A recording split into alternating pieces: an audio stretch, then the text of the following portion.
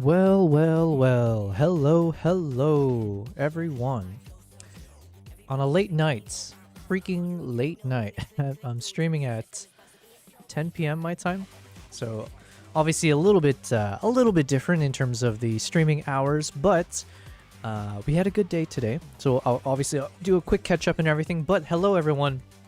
I am actually filming with the new Nikon ZR as we speak. So the team at Nikon were kind enough to let me borrow the camera for one more day so that I could film with it. I still need to do a bunch of like product shots of it, and then I did all the voiceovers mostly with the ZR. So yeah, we'll see how it turns out. Okay, we'll get into it later. But welcome, guys. Day 56, I believe, is the freaking day. 56 days of live streaming across YouTube, Twitch, and Kick. How amazing is that? And yeah, right now, just as an FYI, the quality might look different because also I'm using some specific picture profile control, whatever you want to call it, that's called like the Cine Red. So I thought maybe this is like one of those red specific color science kind of profiles. Otherwise, I'll switch it back to auto. We're just having fun with it. I literally just put this camera on. I grabbed a hold of it today, and I wanted to see, can I actually use it as a live streaming camera? So we'll have fun, as we go. Let me catch up on a bit of the chat. Well, firstly, thank you guys for being so engaging in the chat right now. How cool is that?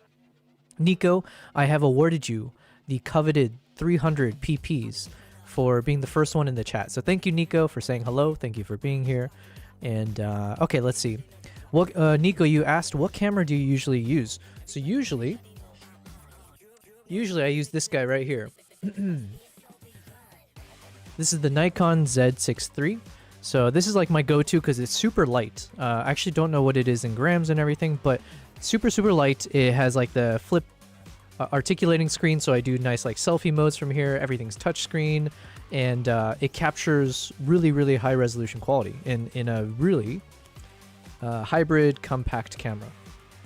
So this is the one I normally use. And obviously right now we're testing with the ZR, and the camera that I'm using now is even lighter than this compact camera. So how crazy is that? Yeah, I have the I was using the DJI mic for this. So give me a second. One thing, as I was filming this, I realized I need to invest in what do I need to invest in? Should I invest? I might need to invest in one of those boom mics, because I was looking at all these like professional YouTubers, and especially for the ones who are doing like product reviews and stuff, none of them have a freaking mic in front of them when they're talking. I was like, what the hell am I doing then? Everyone's got some super pro looking setup, and usually the camera's even lower so you can see like the desktop in front of them. Unfortunately, I'm in such a tight space that I can't really push the camera much farther back. And if I do, you see all the other things I don't want you to see because it gets ugly. Anyways. They never have a freaking mic in front of their mouth. So I'm assuming they must use some kind of boom mic, or maybe they have like a clean shotgun microphone. But then my understanding is like if you're going to use a shotgun mic for these kind of like YouTube videos, you need to have like, what do they call it? It's not soundproofed. There's a terminology, but basically you need your space to be set up for for the proper sound to come through. And I have such a spacious place, I just don't think it's possible. Anyways, so this is the one I'm using. Let me just take the little remote thing off. This is the Z6 III, and yeah, it's become quickly my favorite camera. I think I even enjoy shooting with this more than the Z9, just because of how compact it is and all that kind of stuff. Now the quality doesn't beat the Z9, but it's an epic camera. And now here we are with the ZR. I was thinking like, oh shoot, shouldn't I film with the Z6 III and then show you guys the ZR? Yes, that would have been nice. And then I can actually show you guys the physical. But it's like, look, I figured I wanted to test the actual camera's capabilities as a live streaming camera. So listen, we can't have everything. All right, anyways, Kristen, you said fun playing with gadgets. Yeah, it's always fun. I don't know if it's a guy thing, but like for sure I do love my gadgets. So the ZR, while I won't put it in the category of gadgets, it's a little bit too, I don't know, polished for me to use that term. it does feel nice to be able to like play with the buttons and like have fun with it. So we do have a little gadget on top, which maybe I'll show you guys in a second. It's the shotgun microphone that I was referring to. I just don't know the quality yet for live streaming. And Nico, you said, what song do you use for the starting soon video? I really like it. Oh shoot. It's a lens distortion song, and I don't have it in front of me. So Nico, if you don't mind, let's put a little pencil on that, or whatever they say. We'll bookmark it. I need to double check what song I use, but it is from Lens Distortions. I believe everything I use for like my cinematic trailers and things like that is from Lens Distortions. Okay. Hey, what's up, BC? Brandon is in the house as well. Brandon, I see, BC, you are still at the top of the leaderboard, so good on you. Always consistent. Consistency is key, right? Which is something I need to keep working on. You know what? What am I saying? Why am I being so critical of myself? I was pretty consistent for the longest time, right? We were consistently streaming 46 days in a row. I just need to get my routine back in. I didn't want to, as exhausted as I was like, you know what? I do want to make sure to stream today, and then get back into always committing to streaming as much as possible. Low Bass, hello. Thank you for being here. I is always doing good, so thank you very much for asking. Low Bass, I'm assuming you might still be at the office right now. I believe. I could be wrong, but yes, welcome. Okay, where were we? Hey, hello, says Daytor. Thank you very much for being here, all the way from Germany. I do remember that. Thank you, Daytor. And oof, says Brandon. I'm assuming you must have lost some PPs, or did someone else? Oh, low bass. Yo, Low Bass, what happened? I saw earlier BC was seeing who's at the top of the leaderboard, and I saw Low Bass's name was number 2. So I was holding out some hope for you that maybe you'll catch up to BC. But what am I seeing here? You lost 8,750 PPs and now has 0. Listen, sometimes you got to go big or go home. Ikidis made it on time today. Well, thank you for being here. You made it on time, but because I am very much late, so it kind of worked out both ways. It is 10 p.m. my time right now, but thank you for being here. Awesome. Ikidis, any more horse photography you've been doing or horse videos? I'm excited to. The weather's getting a little bit cooler in Dubai. So I am excited to go back and do a bit more like horse shoots and stuff like that with, yeah, anyways. I think I'm caught up on, no, I am not. Let me see here. Low Bass says, I regret nothing. Yes. And hello. They may use the tiny mics that DJI has. They may use, yeah, I do have the DJI mic too. I'm a big fan of it. I was actually using it for the product review that I was doing just now. I had it attached to, where the freak is it? This guy. Let me just show it. So I got the DJI mic 2. I brought it all the way up here for some reason. DJI mic 2, big fan, and it does 32-bit float recording off, what do you call it? Not offline, but you can onboard essentially record 32-bit float onto the actual device itself, which is nice. And then I had to attach a little lav mic, and I had it attached to me. Blah blah blah, but I just need a consistent audio across the board, so yeah, we use that. Low Bass, I'm using an old tripod as a boom, and the mic is by my face just off camera. Okay, yeah, I don't have a boom tripod type thing. I do have that, like I have something from Elgato, which is like a long pole, which I guess technically I could attach something to it. And I do have like one of these rig things. Oh, I should put my camera back. I have so many gadgets. Today is a gadget day for sure. So I bought this thing, which I didn't end up using because I think I forgot to purchase one of the pieces for it. But it's from the brand called iFootage, and I saw it from a YouTube video. And essentially, I bought a clamp, so I can clamp it to the tall pole that I have, and then I can attach maybe a microphone or a camera or something else to it. So yeah, maybe I could do that where I hook it up to the pole. It's not long enough maybe, but listen, we're just having fun with it. We'll figure it out. But the boom mic sounds like probably a smarter decision to do long term. Or actually, who did I see this from? I saw some advice, or I was listening to something. Part of, I think, what the journey of being a content creator is that you're supposed to break the rules. You're supposed to find your own path, right? And if you just constantly follow whatever everyone else says is best practice or what you're supposed to do, then you end up being in that kind of cookie cutter model. So in some ways, it's good to know what the pros do, but it doesn't mean that necessarily I have to do the same thing. If the quality of the audio, if the visuals, everything looks clean, then what's the problem with having a mic in front of your face? If that's part of just like, it's easier for you and like, does it really detract from you talking to the camera? Maybe not. So anyways, but I did notice that everyone doesn't use a freaking mic in front of them. So Low Bass, you are still at work and you messaged me this 4 minutes ago, so I think I'm still at my same pace of catching up on chat. This will be a problem. Listen, when we eventually, I have to say when, not if, when we become a super successful live streamer that's whatever, a Twitch partner, blah, blah, blah, and has like 100 people watching or whatever the crazy numbers would be, and when the chat's going crazy, oh no. Oh, I need to change Slow chat read. Slow chat read. See, I can't even see who said that. So I need to speed up. Yes, when we get to a point where we have so many people in the chat always, and I have to speak or I have to read through them faster, fine. That's a good problem to have. Right now, we're a small as F streamer, and we're having fun with it. I enjoy, you know, taking my sweet ass time. And so what can you do, right? Having said that, should I try to be faster? Maybe. Let's see. Low Bass guy. I could go big and go home. The two are not mutually exclusive. Yes. Go big and go home. Yes. I kid us. I go back to the horse videos from mid next month with an eventing show about, wait, I don't know what that word is. With an eventing show about 4 hours away. Looking forward to it.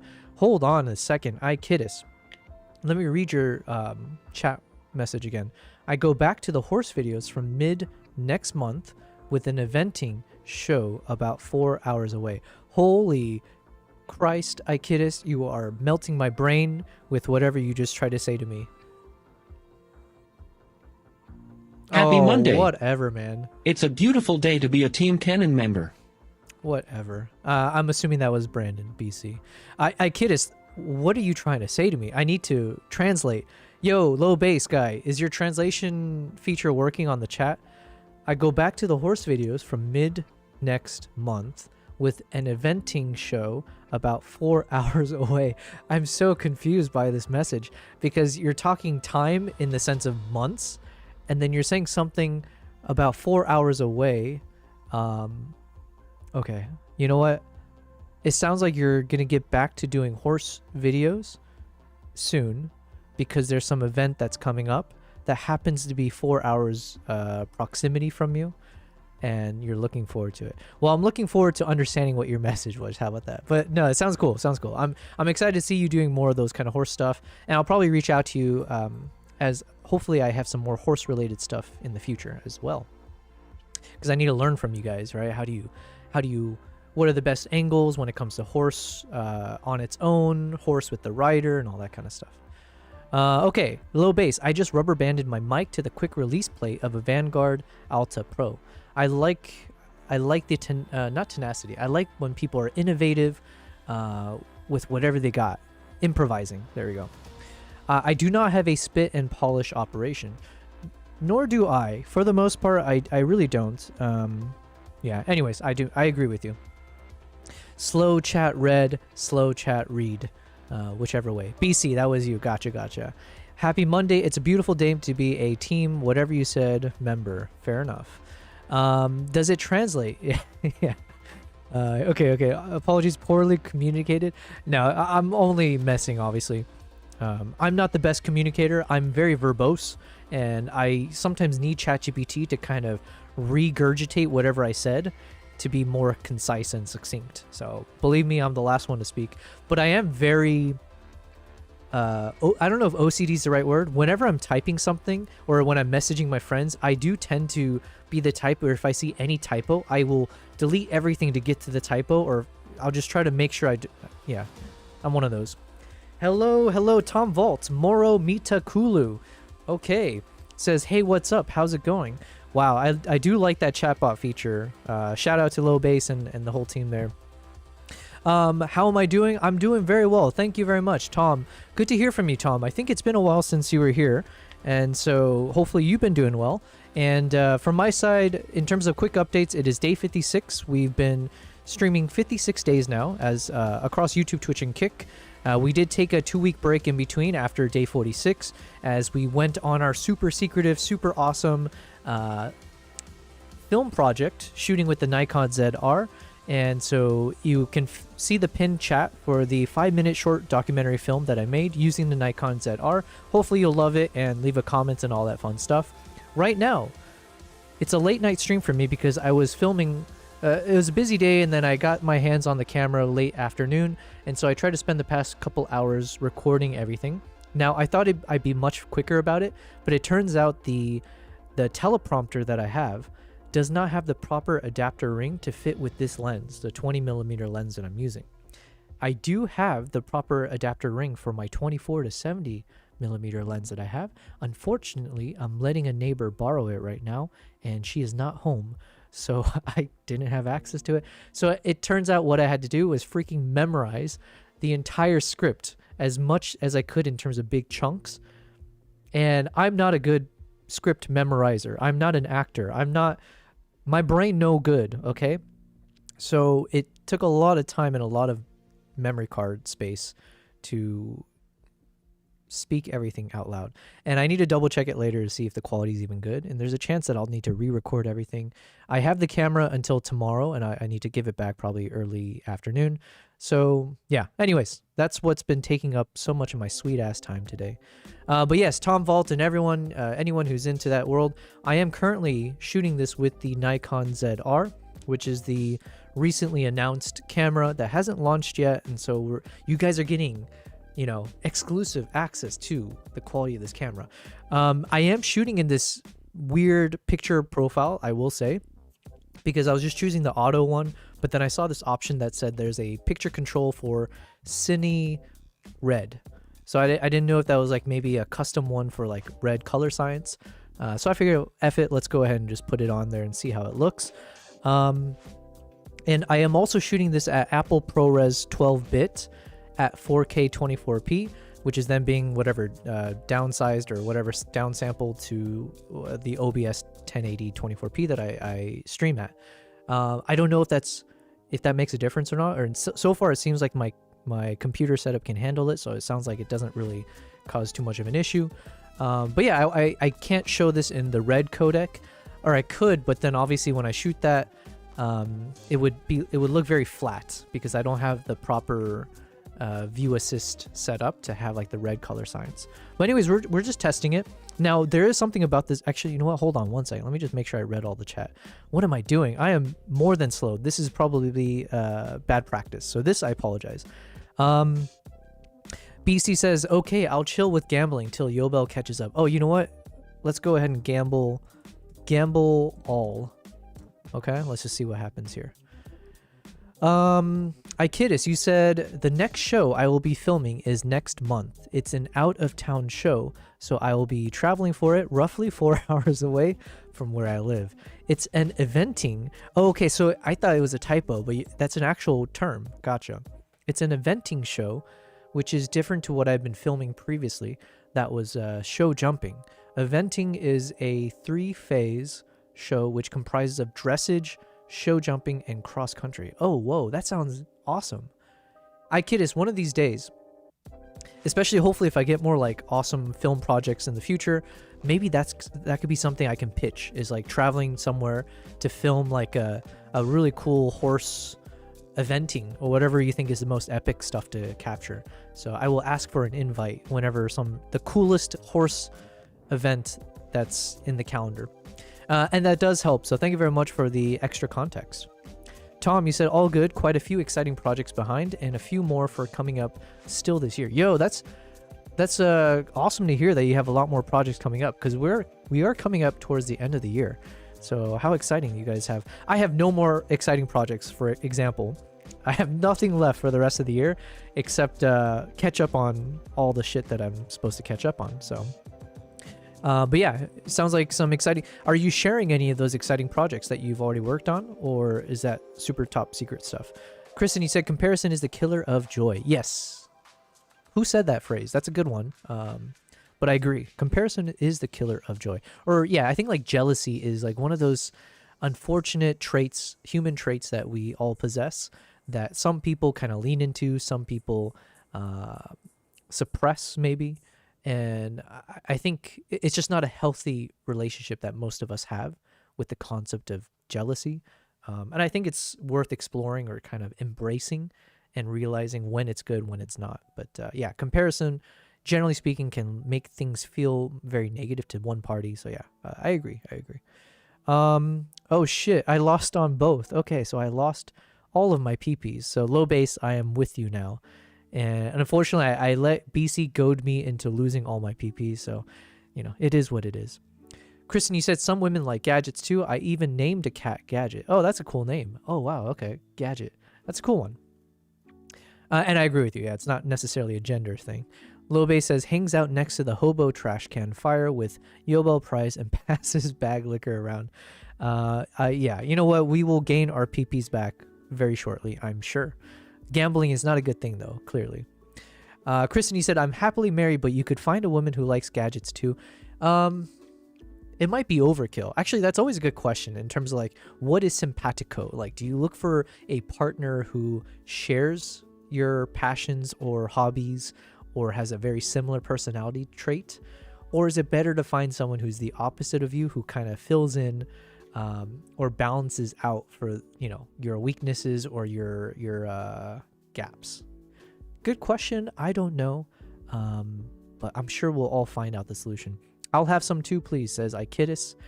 Yes, join the crew. Yo, you got a Squirtle emote? That's pretty cool. Okay, are we caught up? One cool project, says Tom. One cool project was to get to film a commercial with one of my all-time favorite creators who inspired me a lot when I got into photography in London last week. It's coming out in the next weeks or so, I guess.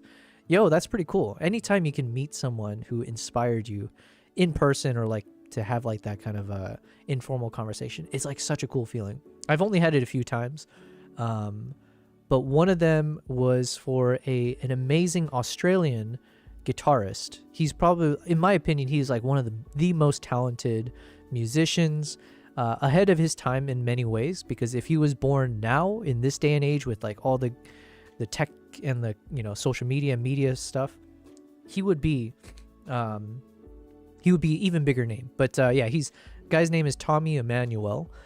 Beautiful guitarist. When I was back, like, you know, when I used to be more into like learning guitar and finger picking and stuff, I would watch his videos over and over again, and then like literally watch the video on YouTube, rewind, and try to learn note by note by looking at his finger placement and seeing the guitar frets, and then like try to do it myself. So I learned a few of his songs back in the day. Anyways, Tommy Emmanuel, and I got to see him in concert a few times. You know, I got one of the guitars signed by him. It was really cool. Anyways, so whenever you can meet someone like that, I imagine it's a larger than life coming to a small world type feel. But yeah, let us know when the project comes out. Would love to see what the final product looks like. BC lost 3,600 PPs, but still has 10,000. Okay, good on you. I have an airplane event this weekend. Happy to be back with some of my beautiful planes. That would also be something really fun to shoot, to the point where if, let's say in the future, I can somehow get involved, or if maybe Nikon or someone reaches out to me again for like a cool project for a upcoming launch, and if they give me a budget or something, and if I can pitch like, yo, I would like to go to Florida, there's someone I know who does like aviation stuff, and I would love to be on, I want to be in a crazy fighter plane filming another fighter plane or whatever plane. I don't know my aviation whatever, but if I can film and photograph a freaking fighter jet from the sky, I just like, I think I would probably throw up a bunch of times, and I'd probably pass out from whatever G forces that are applied to me. But like, to be able to film in that mode would be so epic. So epic. I would love to do that. Low base, you said, my eventual partner has to also be a photographer and love it as much as I do. Otherwise, photography will compete for her affections, and that will not work. I am speaking from experience. My dating profiles flat out say that. They also say you cannot be afraid of snakes or spiders. Interesting. Yeah, I mean, listen, I think there is a lot of truth to that. Although I wonder, like, if you're a photographer, is it better to have a model as your partner, whichever direction it goes, or if both of you guys are photographers, does that? Yeah, I don't know. I don't know. Listen, there's nothing wrong with experimenting either. Maybe it's like if you're a photographer, you need like a videographer as your partner, right? So then you guys can both fill in the gaps when you travel or do stuff. Who knows? Tom, you said, yeah, it's been great. Have been having quite a few of those this year. Super grateful. Nice, man. Yeah. Listen, I'm very far away from being at the stage that you are, Tom, but that is kind of where we want to be. We want to be at a point where, what I always say we. Okay, I'll try to say I in this case because it doesn't really make sense in the we. I want to be at a place where I feel that the line of work that I do is somewhere in the vein of like professional for sure. Like as not necessarily a thought leader, but someone who can say that they're an expert or experienced in this field.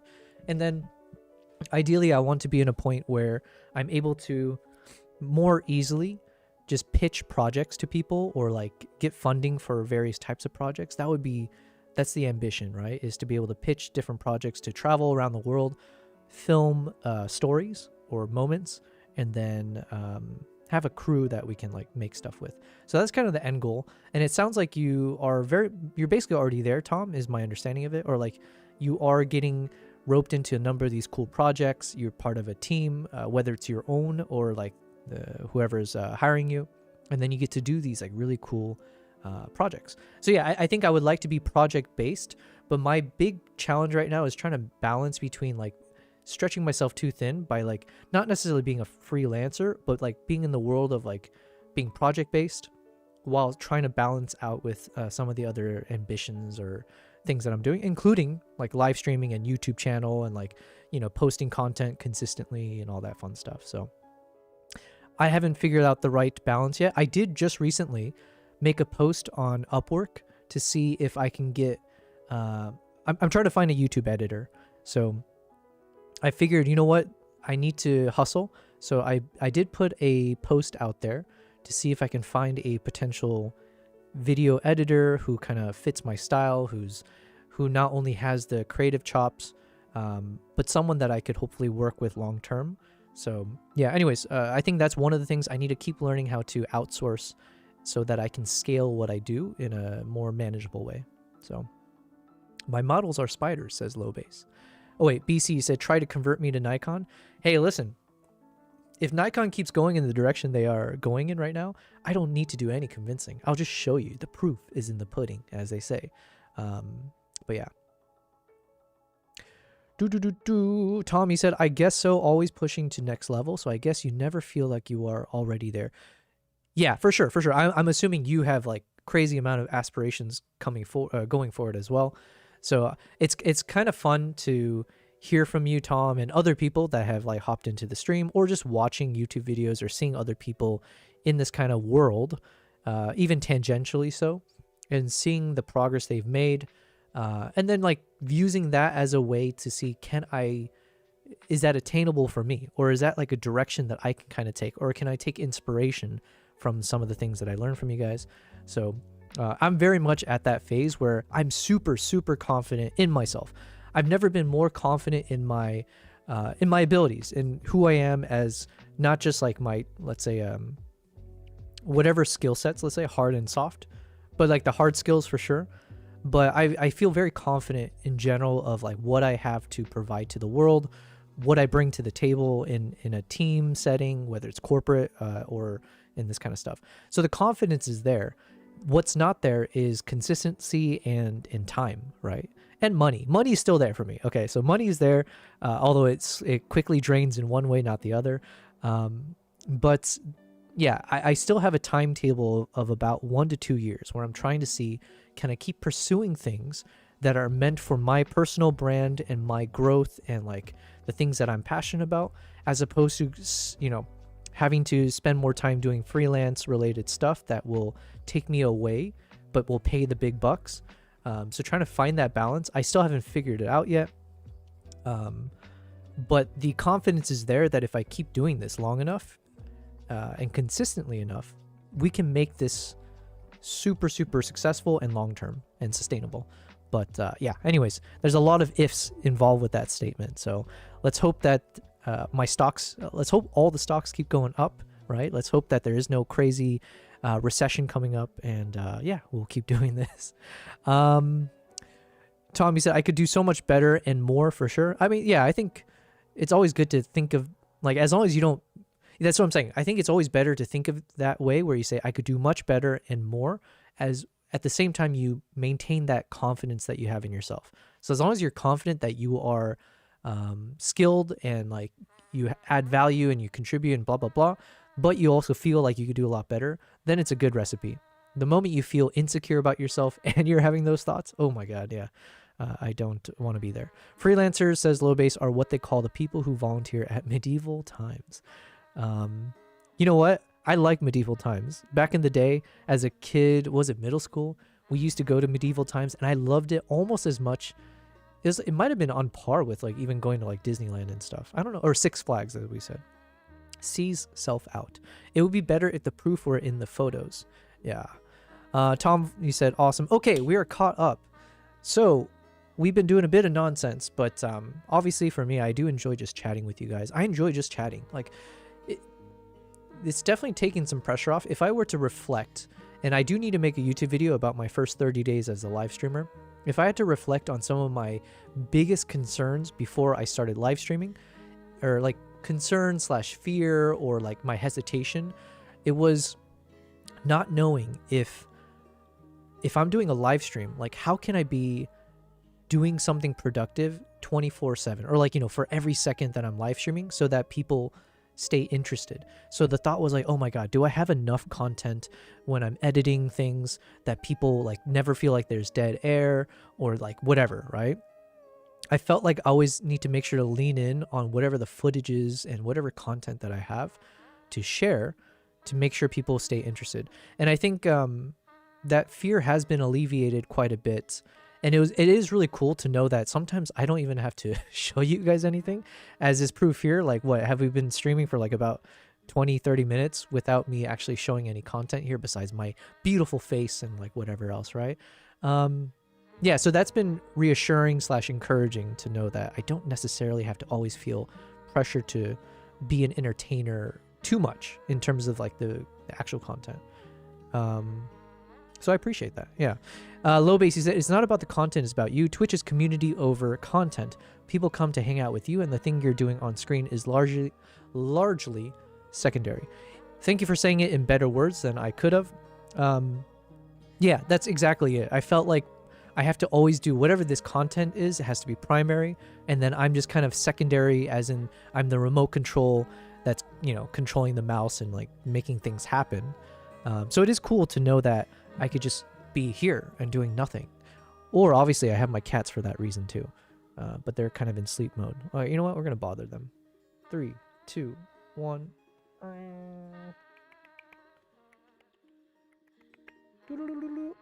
Good boy. Okay. He's in his food coma state, so it's whatever. You know what? Let's keep on the cat for a second because I need to blow my nose. All right, 1 second.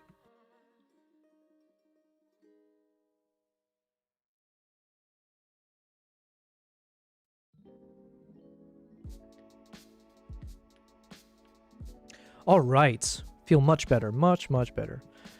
Okay, so what were we talking about? Yes, the main thing I want to say, Low Base, you said Kitty is now plotting your demise. Yeah, he did give a little bit of a side eye there, but what are they going to do? They're a fraction of my size. Come on, do your worst. Oh, I do see I need to fix something because I did switch. I don't even know if it's worth fixing because I'm only using the...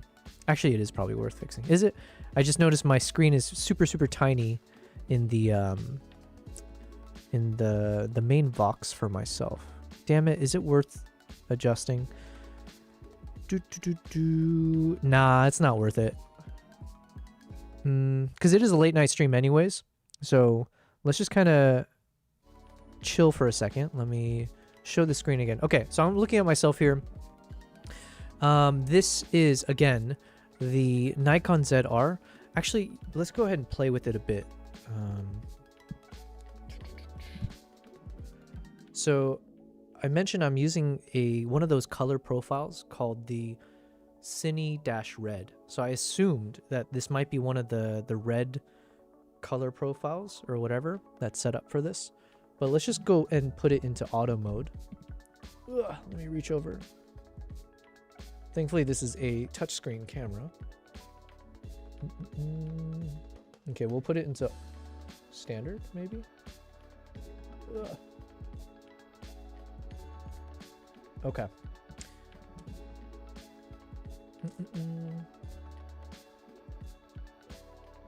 Okay, I think we got it. Can we do the full cam? Boom, boom. Okay, let me just double check if everything's right. Yeah, see, like having this mic here, it is a little bit... I think I need to figure out the right angles because this camera, just the way I have it, it looks too big. You know what I mean? It takes up too much real estate. So I can understand why people said, or why people don't use it. Maybe if I put it... Yeah, and the other thing is, because I don't know much about audio, but my understanding is with these microphones, you have to be super close to the mic. So it's not one of those where I can set it up like a boom. So whatever. Okay, anyways. So this is kind of like the auto standard whatever settings, which is fine. If I had more time, I might play with it a bit just to remove a bit of the contrast, soften the image a bit. But otherwise, I mean, I do like the colors quite a bit. Let's go back to like a full cam mode. Kristen, you said, I didn't know you had a shrink ray to play with Livestream too. Yeah. Yeah, actually, what did it look like again? The problem is because I think, it's a new camera and I'm filming this. Yeah. So anyways, it reset it to like a tinier screen. So I have to like, it's a simple like drag and drop, but I have so many little overlays on here that whatever, you know what, we'll survive for one day. That looks so much better. The standard was better. Yeah. I mean, I agree with you. The standard is just, I mean, this just looks more vivid. It's a bit more like energetic in my opinion. Whereas the other one is, it's definitely a like some kind of, it's a look, right? But I just want to test it since it was there and see how it looks. But yeah, I think I like this version a bit more, but I probably would want it slightly less contrasty in the future. But yeah, it's not bad. It's not bad. And you know what? We've been working with the colors a bit more in the background. Actually, let me just jump over to just the camera. So I think I'm getting my setup to look much better now. Besides the microphone and this ugly cable and, you know, whatever's on my desk and stuff like that. So that aside, I think in terms of lighting, it's gotten much, much better. So again, as a reminder, what do I have? Over here, I've got a Zhiyun X60 RGB light, and I just have it on a mini softbox. So it's just pointing at my bookshelf to give it a bit more warmth without bleeding over to the other parts of my room. Then behind me in the living room, I have a Zhiyun Cinepeer X100 or Cinepeer 100. So it's like 100 watts, and it's an RGB like strip bar light. I don't know what you call those. And so then I'm using that to project the blue coloring. And then in my bedroom, I've got a purple, or right now it's purple. I'm just playing with it. But in my bedroom, I've got a lamp that's got a very muted RGB light bulb. And then it used to look super dark, but I have my hallway bathroom light turned on. And apparently it seems to be amplifying it a bit more. So it's a bit more visible. So yeah, I mean, I kind of like this. I don't know. I'm a big fan. Yeah, I think this is I think this works. So we're gonna go with this as our look for the next few, however, until we get bored of it or until we get better lights and stuff like that. Then we'll switch around. Kristen, you said crisp and clear. The other is a glow and makes you look a little sunburnt, unless you actually are a little sunburned. I actually am pretty sunburnt right now. Or, you know, when I went to that Uganda trip, I basically forgot what it's like to be out in the sun, given, you know, I stay at home editing, live streaming, and all that kind of stuff. So it was actually real sunburn. You can still see sunburn on my forehead and like parts of my face. I forgot to bring sunscreen. I was out filming all day out in the sun, and here we are. So funny enough, it might not be, yeah, it could be, as we say, user error, or yeah, in this case, I am actually burnt. So It's a good color frame. Yeah, this is good. We'll keep with this for now. Yeah, one thing I've been enjoying, especially since we've been doing more film related stuff, I decided to keep with this kind of anamorphic look. So I say anamorphic, but yeah, it's got like that oh shoot, what's the word? I got the letterboxing. So at the top we've widescreened our camera shot. So I chopped off the top and the bottom, but then I'm using that space for like some of the the random overlay stuff for the stream anyways. But then I'm trying to maintain the film look inside the center. And then as I have some time, I think I need to just resize the chat box to fit within the space and be smaller. And then I'll probably end up Jesus, I don't know, everything's mirrored or something. I need to replace this thing. That's like one of those little notification things if someone does anything, like follows me or donates and stuff like that. It's just a little ugly now, so I kind of want to remove it so that we have like a full nice view, full screen. So all right, so anyways, what else should we talk about? Yeah, so I need to film a few more things probably early tomorrow morning. I need to do some like product review shots. So like for instance, I'll use my other camera. I might even set it up on the overhead here and put it on a wide angle, and then we'll just film some of the kind of overhead product shots of the ZR. And then, you'll see me like playing around with things, flipping the screens around, pressing buttons, blah, blah, blah. So I need to record all of those relevant moments so that when I do my product review, I can show it as B-roll as you're hearing my voiceover talking about like, oh yeah, the ZR has this one button here that when you press it, it does something. So as I say that, you should ideally see a recording of me hitting that button or showing the camera in that moment. So we got a bunch of that to do tomorrow. But today I did finish all the voiceovers, and after the stream, I will check it out and see if it's usable. I hope so. I don't know. I still don't like the sound of my voice when I'm doing these voiceovers.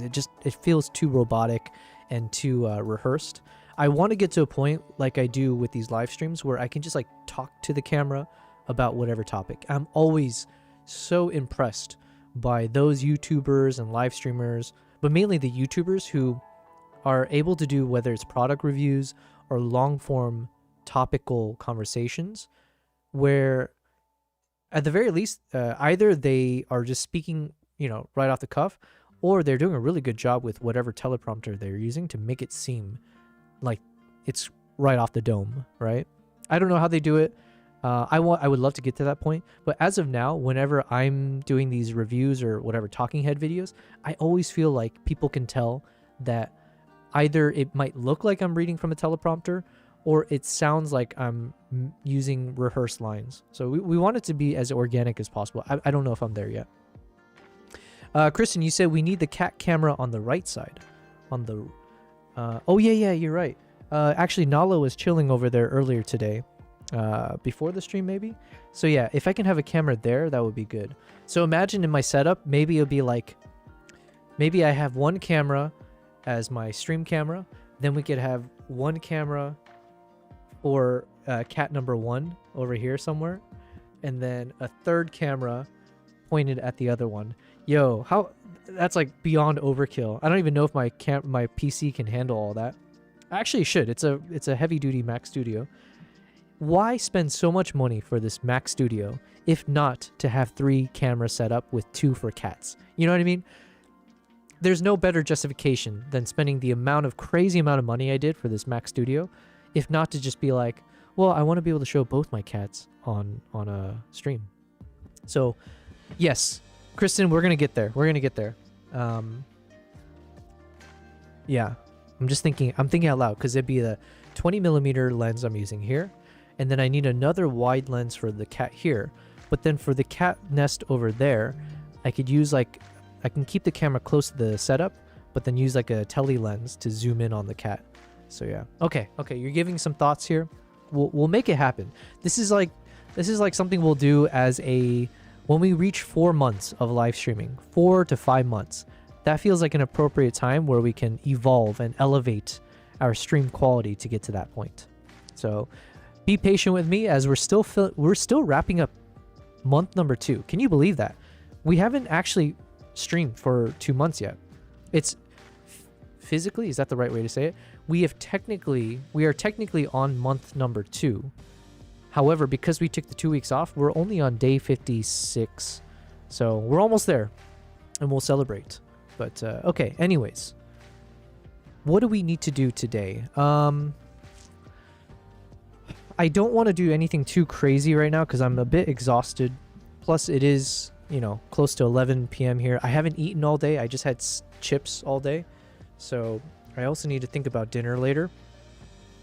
So what I want to do is I want to just show you guys some of the footages that I've started to highlight that could be used for the product review. So we've been doing that very, very slowly in the past week.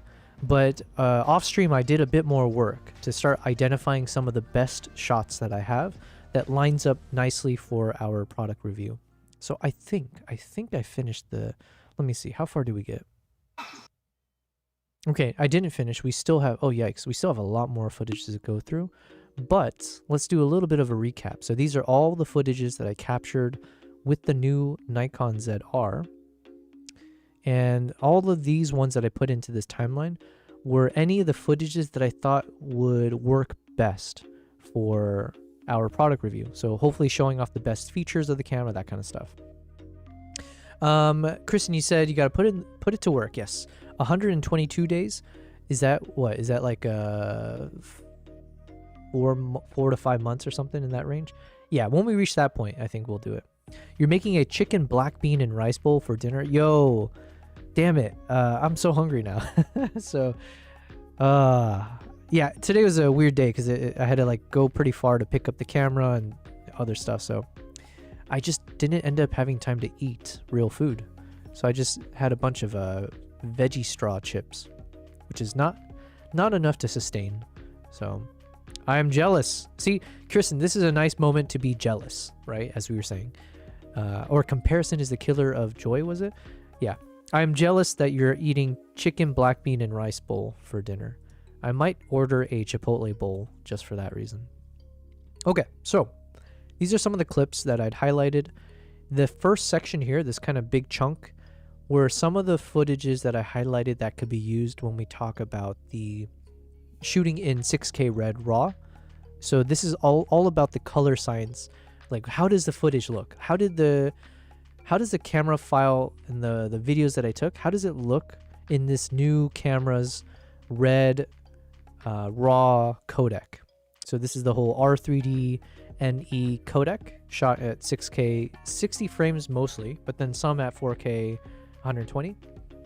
And so I'll also be talking about how I was shooting in ISO 800 as well as ISO 6400, and then talking about the dynamic range.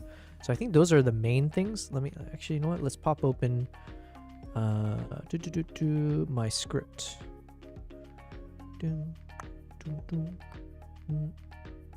Notion. Okay, let me log in.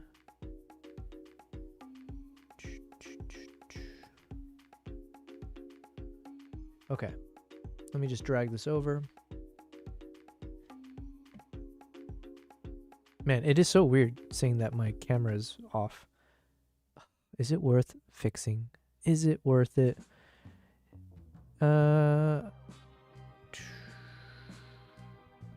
Where is it? Okay, you know what? We're gonna fix it. It's a lot easier than I thought it would be. Okay, here we go. We are back to normal. And let me adjust the cat camera real quick. Let's get a proper showing of Kimbap here. And then we're gonna adjust. I'm gonna annoy him for a second. 1 second.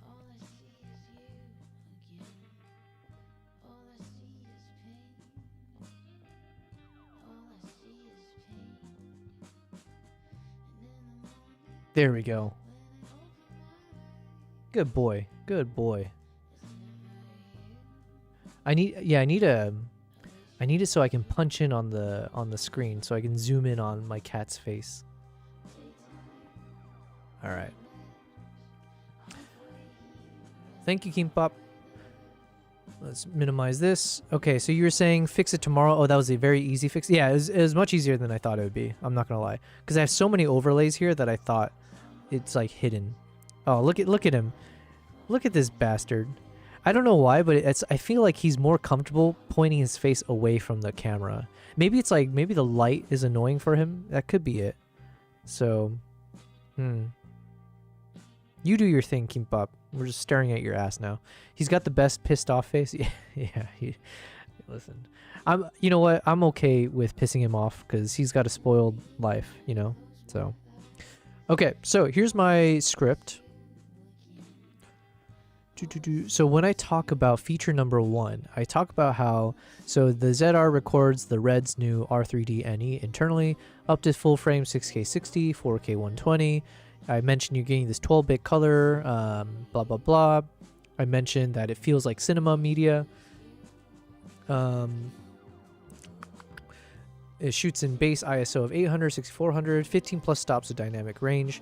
So here, basically, in terms of my script, I'm basically talking about how shooting with this new Red codec, it looks cinematic, and I'm able to shoot in areas where, whether I'm shooting directly against the sun or in like very, very low light, dark situations, you're still able to retain so much detail in the really dark areas and in the bright areas. That's essentially what I'm trying to say.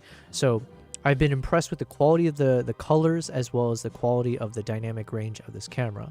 So while I'm saying those things, I want to be able to show footages that actually highlight that. So these are some of the ones that I kind of picked out for now that should hopefully be the shots that I show as I'm talking.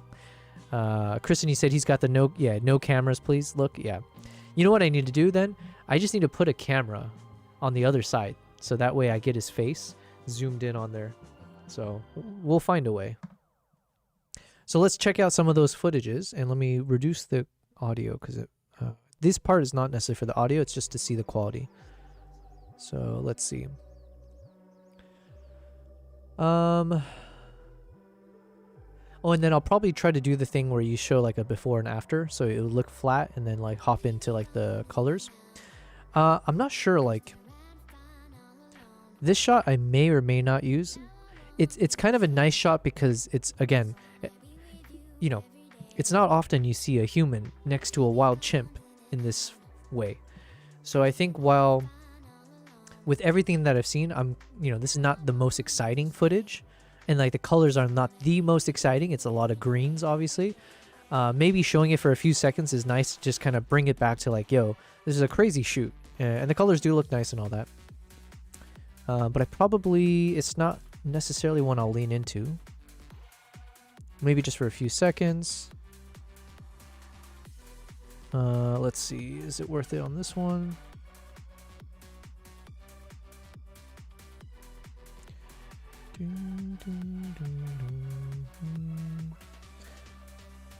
Maybe, I think I have better shots though. So these are, it's just interesting to see the chimp so close.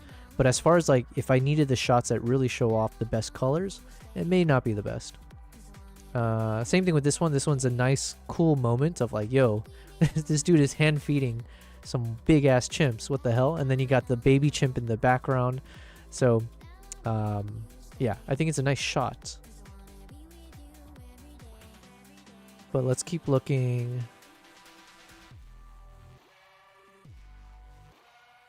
Okay, a shot like this is definitely one that I need to show, because here, now we're actually showing the impressive features of the camera, right? It's able to capture really good quality, even when it's like clearly super, super low lights.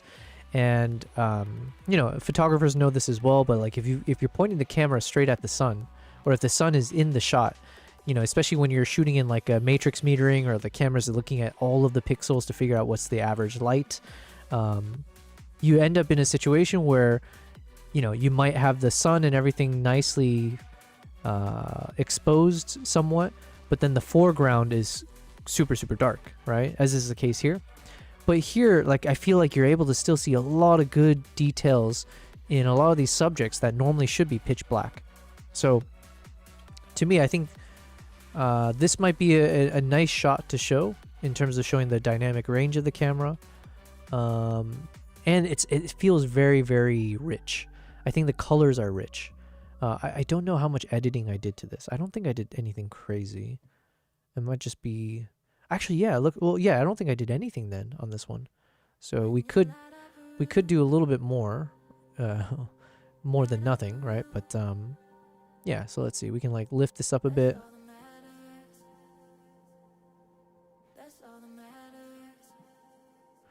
Low Basie said, nicely exposed was my other stripper name in college.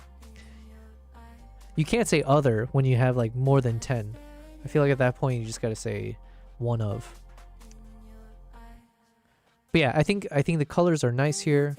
Same with this one. Now we get a close-up shot. Let's lift it up slightly.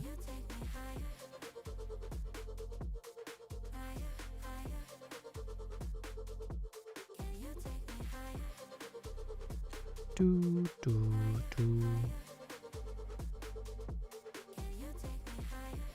Okay.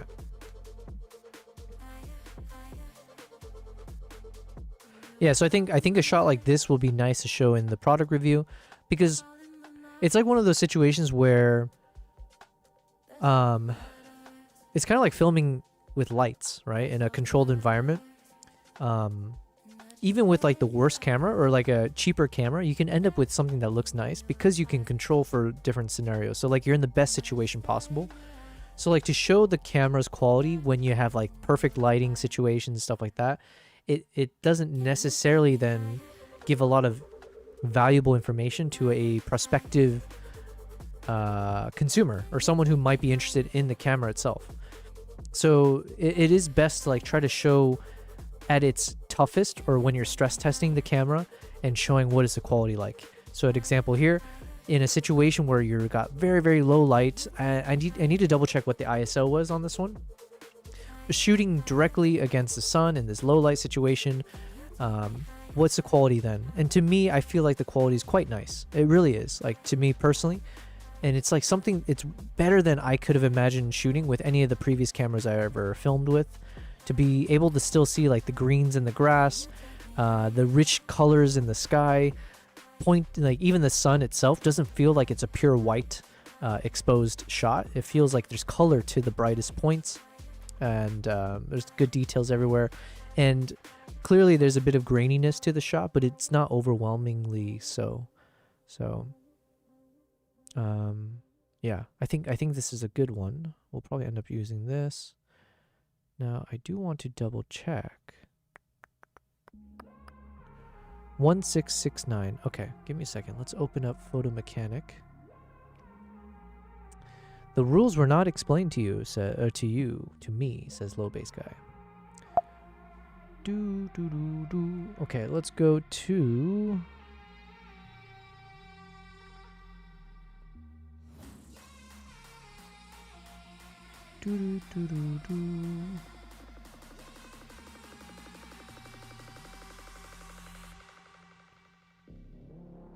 The ZR, what did I say? This is 1669. Let me see if I opened up the right one. I did. Okay, perfect. So this is 1669. So I shot this at ISO 800. Okay, yeah, so I shot this at the base ISO 800, aperture 10. So I'm shooting at a pretty high aperture.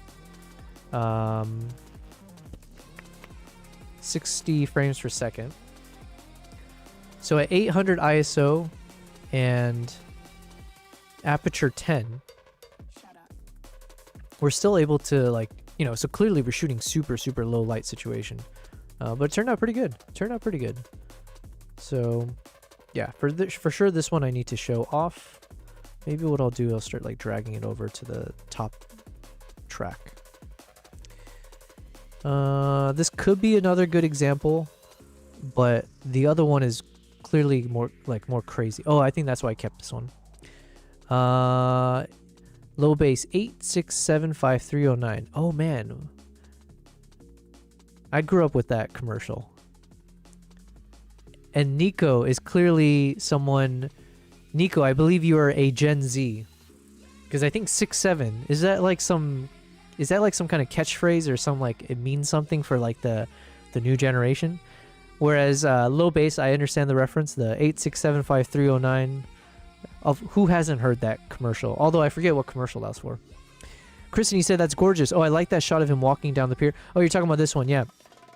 I think this one turned out nice. And so you were saying like, I ended up using this shot as my final shot for the short film because it was a nice, like, you know, closing scene. Sun is setting. It's very thematic. You see the human and nature and all that kind of stuff in one shot. And then this one, I think I shortlisted this because of this moment here.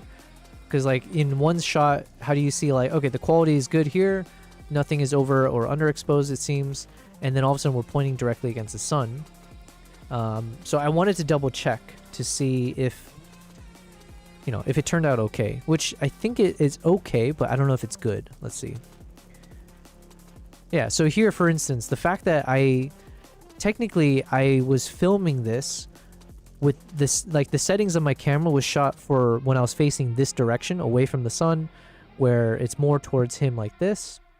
So if I were to, let's say, do some keyframes here, we'll take this node. Let's imagine I filmed with the settings for a proper shot this direction. So let's say something like this.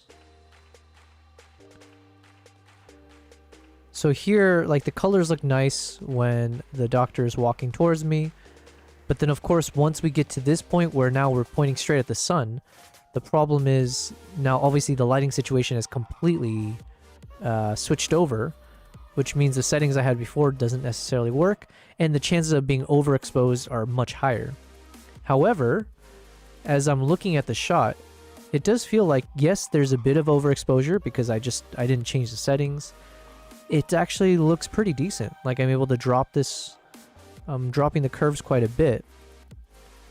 And the colors look nice and rich. And the overexposure is only closest to the sun, obviously. So it's not perfect, but I kind of like the colors everywhere else. So with a bit of the keyframing, we end up with really good lighting and colors here. And then as it switches over to the sun, we still have a pretty good range. And that is, again, thanks to the dynamic range of the camera. It gives a bit more handicap for, you know, user error, let's say. So Tommy Two-Tone Jenny. Is that really a song? I thought it was like a song for a commercial. And like the 8675309, I thought that was like the phone number, no? 8675309. Okay. Well, apparently I am a millennial generation where I mistook it for the commercial, like some popular commercial. It's a Tommy Two-Tone song called Jenny. Okay, so I am yeah. So I think we are all revealing our generations right now. And Nico is Gen Z for sure. 6'7". Okay, so I think this shot for sure we want to potentially keep. 3, 2. Oh, and then this is another good one, I think, for showing the dynamic range. Because here, again, you're filming not directly against the sun. So let's assume here for a second.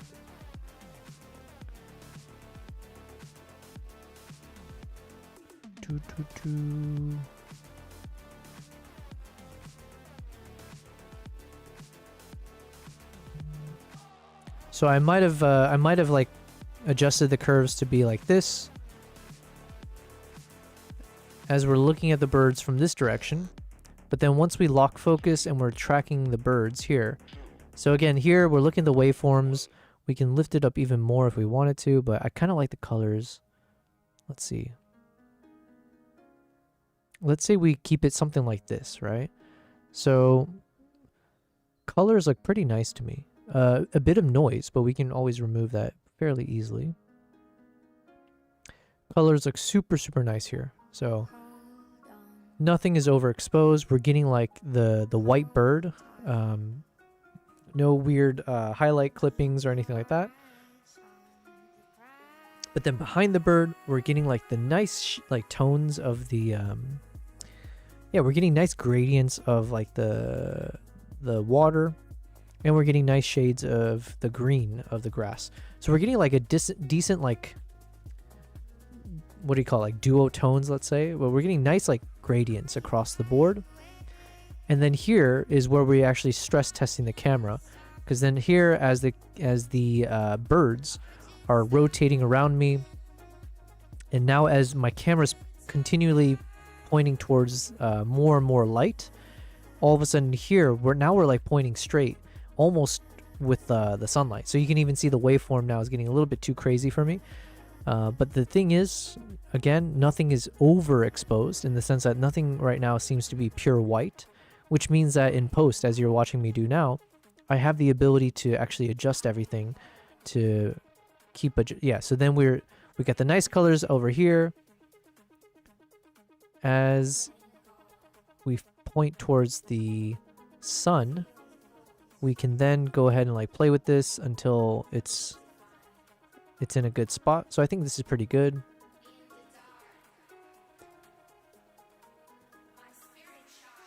And then again here as it drops, now we're seeing like, you know, obviously it's a boring sky, but down here again, same thing. We're not like seeing anything overexposed, which is kind of insane to me. I just don't actually know how that's possible, because again, as much as I think shooting with the Z6 III and the Z9, it has allowed me to really feel like a professional at times. Like the quality of the NRAW, shooting in an N-Log format, you end up with really nice colors, right? And I would like to be able to point to my current YouTube channel and some of the videos that we've published, which is mostly shot with NRAW, as my proof point that I'm really happy with the colors. But I do see a huge performance boost with this ZR, because a shot like this, I don't think I would have been able to have this kind of dynamic range with any of the other cameras I shot with. Like, look at this. This one looks so cool to me. The fact that we're getting all the details of the bird, and it's a white bird, mind you. So like, you know, the sun would be reflecting off the wings here, and in any other circumstance or with my other cameras, this might end up being blown out, like overexposed. And then you're seeing the nice reflection, you know, sunlight's bouncing off the water here, but everything looks nice. The colors look nice. I just don't know a good way to describe this properly. And then here we're just looking at the waveform still, and again, still, we're not at a point where it's ugly. Yeah, so like even just looking at this moment here, all of it is adjustable, nothing too crazy. I can drop it down even more if I wanted to. So let's say something like this. Maybe drop the shadows or the darks a bit more. So we can go even crazier, right? Not that I would, but let's say something like this looks nice.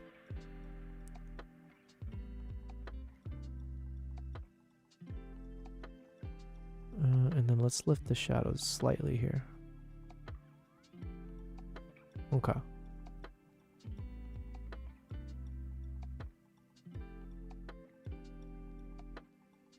And then here, I'm not sure what I want to do, because the sky looks a little bit too drab, maybe would be the word I would use here. It's like colorless, a little bit like muddy colors. And then the colors start popping in as we come closer this way, and it's a bit more bluish, and obviously we see the blue here. And then as we end the shot, let's go and lift it up a bit more.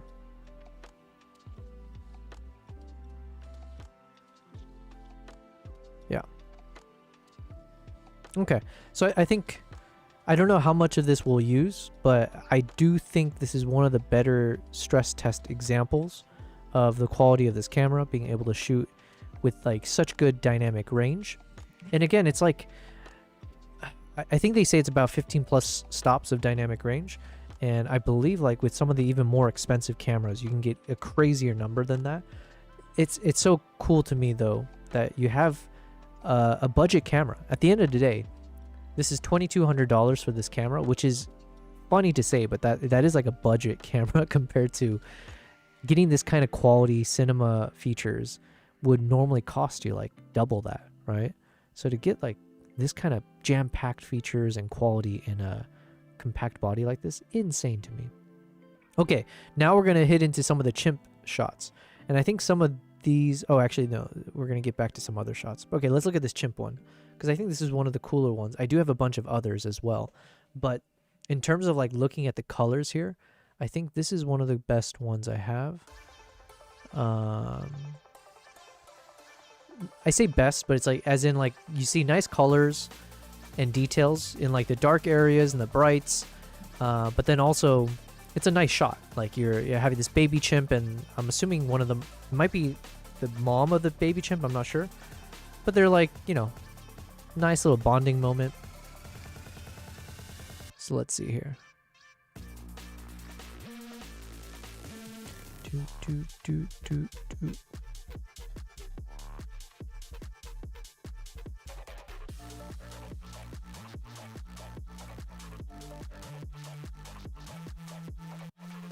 All right, we're gonna lift it a bit, make it a bit brighter. Because one thing I did, like, this is a little bit darker than I normally would edit my type of style right now. I tend to enjoy like darker vibes, but at least for the product review, I feel like it's probably better to be able to show like the range, right? So I want to be able to show in a single frame. You have like a shot where you've got everything from like the lowest of like the darkest of pixels all the way to the brightest of pixels. Without being overexposed or underexposed. So I'm just carefully looking at the waveform here to see if I end up stretching it too much. But yeah.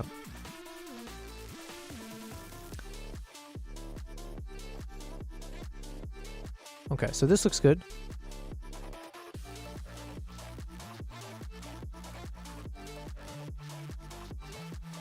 Let's keep looking.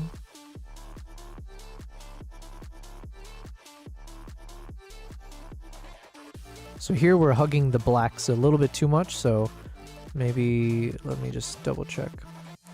I'll just lift it from here maybe, just slightly.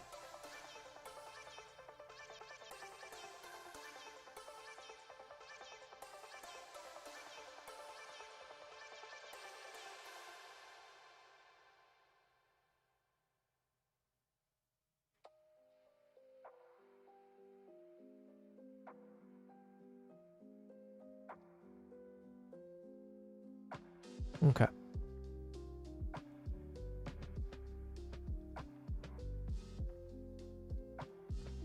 Now, one thing that's going to be annoying, as we mentioned, is like, once I export this, it's going to be darker, right? You know what? We'll take care of that later, but, oh man, that's going to be, oh no, okay, never mind, okay.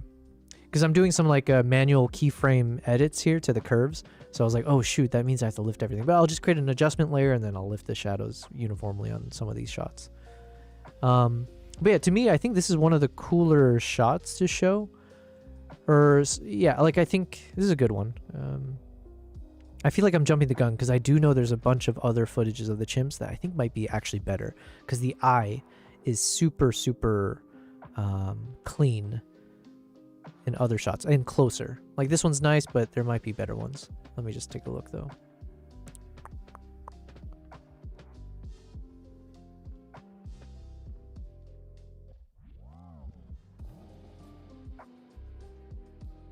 But it is a nice intimate moment of like, you know, seeing the baby and the mother, so sharing a meal together. Okay, but yeah, quality wise though, this is a contender. Nico, you're asking what does the heist do? Oh yeah, so Nico, because I think you have a decent amount of points because I've been awarding you 300 PPs every time you're the first one in the chat. But essentially, you have different things you can do with your points, right? The PPs that you earn. Heist is one of those where you can join a crew, anyone who joins the heist, and then you put in an amount of points that you want to gamble. And then you basically, it's a randomized thing. It'll tell you if you ended up winning points or you lost it. So, but yeah, BC has gamed the system too much. So I think he's in the cheat code. He's in the code at this point. Ooh, there's a nice moment here. But I didn't hold focus properly. Okay, we probably don't need that part of the clip, but just drag this over. Okay, and then these shots I think are also good examples of the dynamic range, because one, it's a cool shot, and then two, again, we're shooting against the sun, and you got that nice like the rim light essentially on the animals here. So let's drop it down a bit.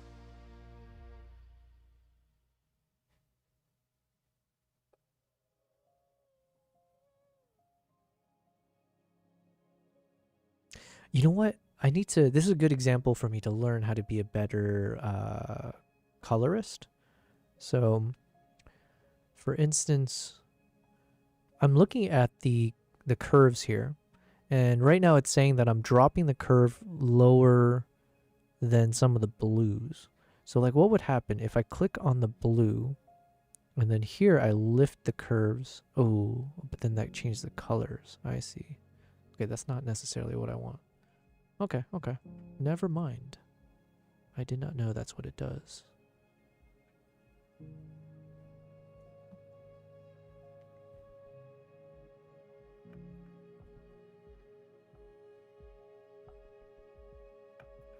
Okay, so let's say I think this is a cool shot because of that, right? So I think showing something like this and then doing some slow motion here as it's hovering could be nice. And we did end up using some of, I think we did the hovering shot briefly in the documentary, because when I say something about everything here is about balance, right? And then you're seeing this bird I don't know if balancing is the right word, but it is kind of balancing in the air, right? I just heard some noise. Hey, what's up, Matt Froto? Matt Froto, thank you very much for the follow on Twitch. Thank you, thank you. Frono's photo is what I was thinking of when I saw that. Just wanted to jump in and say hi. Well, thank you very much for jumping in and saying hi with three eyes. Yo, that's an epic hi. Thank you very much for that. Also, hi BC, haven't seen you in a while. Ooh, nice, nice. Wait, Matt, are you a fellow photographer? Let me go ahead and give you a follow if you are a Twitch streamer. But yeah, thank you very much. Let me make sure to give you a follow. Oh yeah, you are a streamer as well. Nice. Okay, let's just quickly stalk you for a second. Matt Frodo's next stream will be Tuesday the 23rd. Oh, that's tomorrow. Okay, okay. Are you a photographer then? Oh yeah, you stream art related stuff or photography stuff? I have to turn that off. Where you been, my guy, is what BC says. But thank you. He's been here. Well, now he is. I don't know where he's been before. I agree with you. The shame of not being on the stream earlier. But yeah, thank you, Matt. It sounds like you are a fellow photographer. So welcome, welcome. Oh, nice. And I'm assuming... Wait, is this you as well on YouTube or no? But either way, thank you, Manjoko. I'm assuming that's you, Matt, because similar syllables. Matt Froto, Manjoko. If it's not, well, thank you very much, Manjoko, for following shortly after Matt Froto on Twitch. But yes, so welcome, welcome, guys. Matt, you said nope. So I'm not on any of those. Gotcha, gotcha. Just a coincidence then. Yeah, Matt, maybe I'll just quickly give my brief little introduction, but I'm a wildlife and travel photographer that has now shifted more to video in the past couple years. I mostly do my work on Instagram, but yeah, like once I switched over to video, I've been working on a YouTube channel for the past year or so, and I've been traveling for the past 2 years, almost like nonstop. So 2 months ago, I decided I want to start live streaming because I'm not traveling for the rest of the year, and I'm using that time to essentially do what you're seeing me do. Edit my footages, my photos. I have over 100 terabytes of videos from my travels that I need to get through. And so for those of you who have watched my stream from day one or throughout the beginning first month of my journey, you got to see me start from scratch as I worked on my next YouTube project, which was the video about Mongolia, which is on my YouTube channel. And I'm really proud of it, by the way. I was super happy with the final results. And yeah, so if you tune into these streams, you get to watch the entire making of process, the behind the scenes of how do I edit, how do I create the story, the voiceovers, any portion of everything is what we share. And right now we took a break from it because I did take 2 weeks off recently to film this project. So we were fortunate to be reached out by Nikon in my region. I live in Dubai, but I'm from the States. And they invited me to test out their Nikon ZR. And the ZR is actually what I'm using right now. So what you see here is the ZR. So I'm borrowing it for another day as I needed to film with it. So I'm testing it to see if it's a good live streaming camera. And so far I'm liking it. It's super lightweight and all that fun stuff.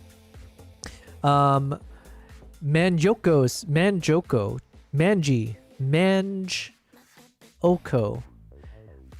What's up, man? I'll just call you man for now. But man says no pee. Well, thank you very much, man, for the follow, and thanks for being here. So I'm just giving that little brief intro, but it's not so brief.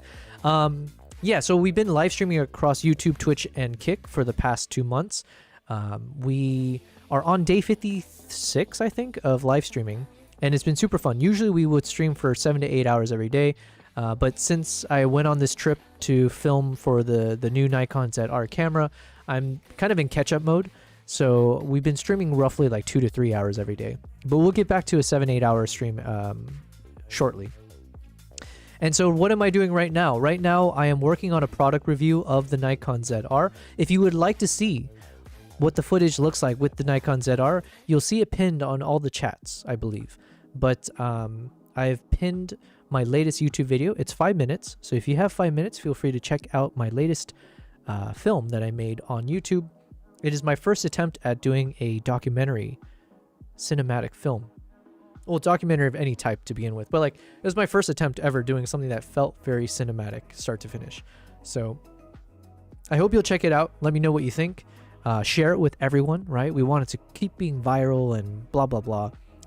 And I actually do want to figure out how to apply or put this into like film festivals and stuff. That's how proud I am of this work. I'm super excited with it. Feel free to check it out. And so right now I'm doing the second video, which is a product review where I talk about my thoughts on the ZR, who I think it's for, what are my favorite features, what I didn't like. But overall, it is a resounding positive review, right? And full disclosure, I work closely with Nikon quite a bit, especially in the region. But yeah, it's not like they're paying me to say this. I genuinely feel like this camera is a game changer. It's a huge win for the brand, especially at the price point that it's selling this camera at. It's like, my God. But yeah, anyways, so welcome. And as I'm looking through, what you're seeing me do right now is I shortlisted a number of footages that I think would be good to show in my product review, mainly because I think it shows the dynamic range. So it's showing like, okay, here's a shot where I captured a subject with the sun behind the subject, and somehow we're getting really good dynamic range where you're not seeing like overexposed, reflections off the water or on the bird or in the sky. We're like getting actual details and colors throughout, which is like something as an aspiring filmmaker, as someone who's very much an amateur in this space, to be able to see that kind of quality is a first for me, right? So this camera essentially allows me to get cinema level features and quality in a super budget friendly camera body, right? It's like $2,200 is what they price it at. So here's an example shooting low light against the sun, but we're getting like nice colors, and it's like actually it looks pretty good for this type of tough shot. Same here, I'm shooting at the subject away from the sun, but then in this case, which is usually the case, like you might have to rotate around. So all of a sudden, as the subject passes, I'm now staring straight into the sun, and yet I'm able to manage the colors pretty decently. So yeah, I'm just kind of going through some of these footages, and I'm doing an extra level of just kind of like testing out the quality here. So in this case, here's a shot where let's go ahead and do some manual keyframing. So let's say we drop it down slightly, lift up the lighting a bit. Something like this. And again, here we're obviously like really towing the line with the pure white and pure black pixels, but it's still good. It's still within the parameters. And then here as it lifts off, I'm just double checking. I might drop this down slightly.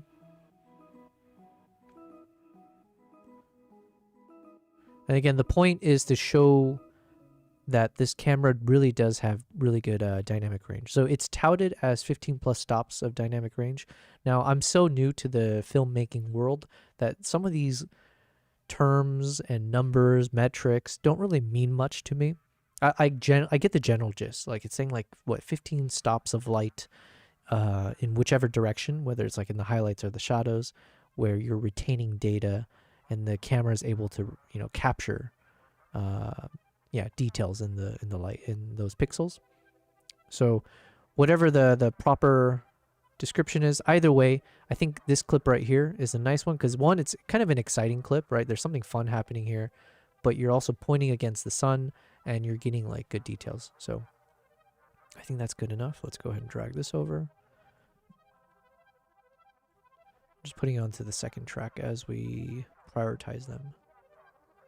This one might be a little too short of a clip, but we can slow it down as well. I think this is a good shot to show like the opposite side now. It's like a really, really low light situation, but we're able to see good colors on the birds in flight. You're seeing all the details in the waves here of the lake. So to me, this is an example of like a low light dynamic range shot. But I don't know. It's okay, but we have enough like bird shots, and I do want to get to more like chimpanzee shots. Yo, this footage, this documentary was about the chimps, okay? We want to show more chimp stuff. Oh, my bad. I need to switch over here. Well, that's awkward. I wasn't sharing my screen properly, which is usual. That does happen on my stream. So, what was I showing earlier? My God, I hate when I do this, but one thing that will never change is the fact that I constantly forget to switch screens, or I'll switch over at the wrong times.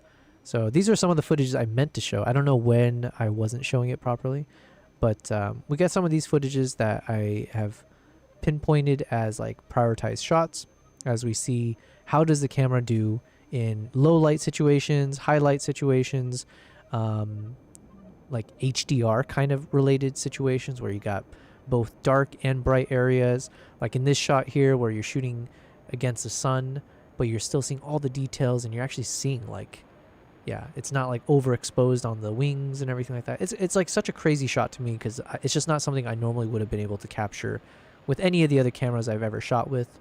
So same thing with the chimp, showing the details in the shadows there. And then here, I was mentioning this would be an interesting one to show because it's a bit of an exciting shot with the bird hovering in the sky, but then you're seeing the colors everywhere. And then where do we leave off?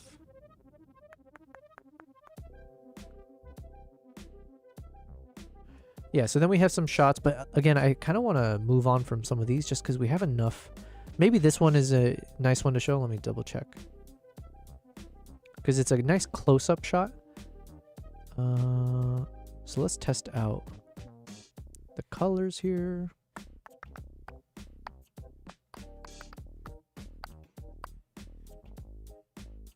Let's lift it up a bit.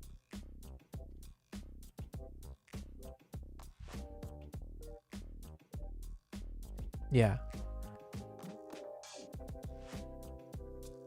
I think this is a cool shot as well. The same thing, we're shooting where you can see clearly that you know, you got that nice beautiful sky colors behind during golden hour. Nothing is overexposed, but you're actually able to see like a nice gradient. And normally it'd be tough to see all the, you know, this might be really dark normally, but we get some good details here. So, okay, we'll maybe prioritize that one. Let's see. And here's another one. The problem here is there's nothing too exciting happening, so I think the other ones are better. So we'll keep this one. Drag it over.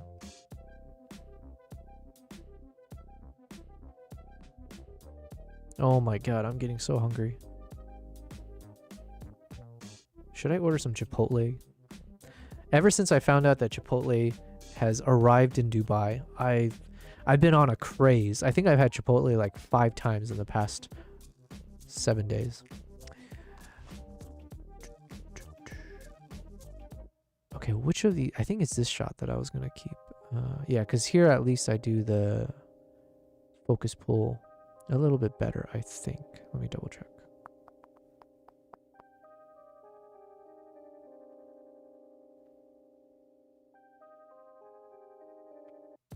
Actually, either works. Let's stick with this one real quick, though.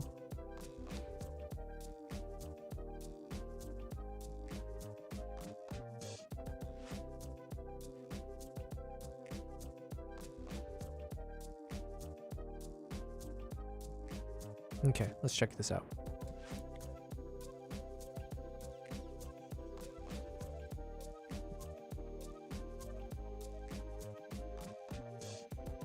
So we ended up using this in our documentary film.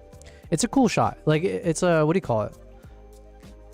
Maybe like a cinematic shot, mainly just because there's like a story here, right? So we framed this intentionally, where I wanted to focus on the bird balancing on the rope, kind of like a tightrope concept, and we timed it with the proper dialogue from the Dr. Rakundo, who's our main narrator, about life is about balance, that kind of thing.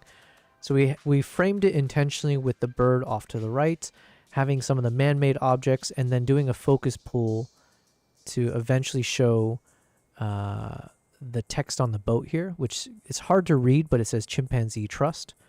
So I kind of want to keep this in our product review, just because to me this is a good example of like trying to be a filmmaker, right? As opposed to just filming normal scenes that I might normally do. Like when I see a chimpanzee and I just frame the shot. And it's like, it's not to say it's mindless, but it doesn't have that same artistic intent as a shot like this that this did, which is like showing how I'm trying to grow as a creator, right? Kristen, you said I got to get going. Have a great night. Get Chipotle. Yes, thank you very much for being here, Kristen, on a late night for me, late stream. So thank you. And I think I will get Chipotle, although I need to double check when it closes. It's 11:30 my time. Nico, you said Chipotle came to Athens too, and at opening day, the line for ordering was 3 blocks away from the store. Jesus. Well, I'm not shocked. I'm shocked that it's only 3 blocks, okay? Because to me, Chipotle is one of the few things that I miss the most about being in the US. I remember like, because I'm not the type who gets like homesick. So obviously I love my family and my friends and all that, but like I don't get that feeling of like, oh my God, I need to see them, or I need to blah, blah, blah. It's just not in my brain waves, right? There's a reason I moved to Dubai. I've been independent for so long. So I don't get really nostalgic or homesick about that. But I do get very homesick when I think about Chipotle. And there's this one local Mexican shop back in my my home state where they make the best bacon breakfast burrito, where the bacon is extra crispy. There's nothing crazy inside the burrito. It's just always standard like eggs, potato, and cheese. And that's about it. It's a dry burrito, and then you got these like, you know, green sauce that you can put on afterwards. So good. And usually between Chipotle and that, and also In-N-Out to a lesser degree, I would, whenever I come home, I would like try to get as many of those orders and have that for like breakfast, lunch, dinner, nonstop. So yeah, freak. I need to look real quick. Let me see. We'll go to full cam as I do this.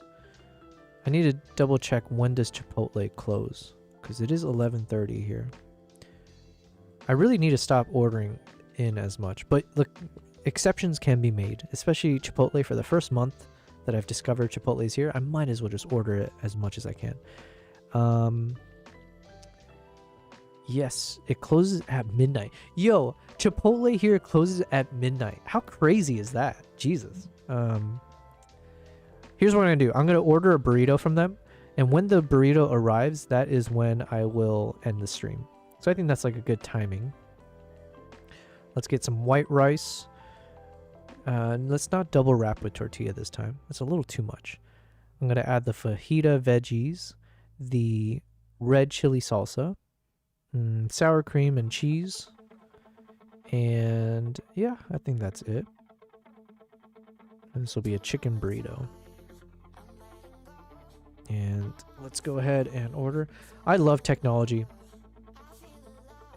One of the things that I think my friends and everyone, just especially stateside, that they're always shocked by. And I've had a few friends who visited me in Dubai over the years that I've been here. Everyone's always shocked by like how modern everything is in Dubai. So in Dubai, they've got, it's like very much like a service-oriented economy. So you have like delivery drivers taking up the entire freeway, right? Just like they're zipping by on these bikes, motorbikes and everything. You can order anything from like pharmaceutical things to electronics to groceries to restaurants, and you can literally have them delivered to you within like 15 to 30 minutes tops, right? It's insane, right? Everything is just accessible. So anyways, people get shocked by that, and then when they see how modern some of these features are. But yeah, so I just ordered my Chipotle, and it says it's going to arrive in 25 minutes. So we'll see how true that is. Oh my god, I'm like salivating thinking about some Chipotle. Oh my goodness. Okay. Let's stay focused. Okay, so this footage we want to keep. Let's drag it over. Oh yeah, and then these shots. I'm really happy with how these shots turned out. And this might be one of the best examples to show the quality of the camera. Because here, we're shooting, again, same thing. We're shooting against the sun. We've got the subject. And here, you're like seeing really nice colors on in the waters, in the sky. You can still see a lot of details on the subject. Like you can see that it's not pitch black. Now, I did lift the shadows a bit there and stuff. But you're getting some colors of the green of the uniform. And I don't know, personally, I just like the colors here. I did do a bit of color grading, I think, to some of these. And then these are maybe better examples. I'm probably going to end up using one of these. Just because it's a bit darker, more contrasty, that kind of stuff. Mr. Troy Anthony Photo. Mr. Tap says, hand pink waving. Quick drop in to say hello, heading to lunch. Oh, hello, hello. Thank you very much for the quick drop in. I'm expecting my dinner at midnight. So I'm just as excited to eat. What are you having for lunch, Mr. Troy Anthony Photo? Could it be Chipotle? Because that's what I'm having. Okay. Let's just take a look here. Look-sees at the shot. Oh, yeah. And then, oh my God. Oh, I'm not sharing my screen. Thank you very much, Troy. This is the second time I did it in a row. So thank you, Troy, for letting me know. Jesus, I don't know if I'm ever going to not make that mistake. So it is what it is. Thank you, Troy. Oh, you know what, Troy? That means I owe you some PPs. Do not be alarmed at me giving you my PPs. Troy Anthony, there you are. That is 500. So you now have 1,395 PPs. Thank you very much. Okay, so now that I am sharing my screen, Troy, you said it's midnight. That's way past my bedtime. I'm about to have a pork bowl. I'm having a chicken burrito. I was about to get a chicken bowl, but burrito it is. No worries, it happens, yeah. So here's what I was saying, though. Oh, by the way, Troy, if you're just tuning in, just a couple things that I'm doing, and let's hopefully not make the mistake again. One, I am doing a late stream. I streamed like maybe 2 hours ago because I've been busy all day, and then I picked up the Nikon ZR to do a final filming with it. So I'm borrowing the ZR again, which is what I'm actually using right now to film this. So this is with the latest. Again, it is still a pre-production unit, so just keep all of that in mind. But I'm using it right now because I wanted to film my product review. So they let me borrow it for a day so I can just film everything. But yeah, we are actually filming this right now with the ZR. I'm actually really excited. This camera quality is fantastic. One thing I haven't tested yet is that apparently with this camera you can use the USB-C cable and the port to stream up to 1080 60p. I could be wrong. I'm using the HDMI right now, but it is interesting to know that potentially I don't even need the crazy HDMIs and like the cam link stuff. I should be able to just directly connect through the USB-C port. So anyways, that's one thing that's new about today's stream. And then secondly, yeah, we're trying to do the final touches on this product review. And so I'm looking at some of the shortlisted footages that I had reviewed. And here I'm trying to look at all the footages that I think do the best job at showing the quality of the camera, especially in stress test environments.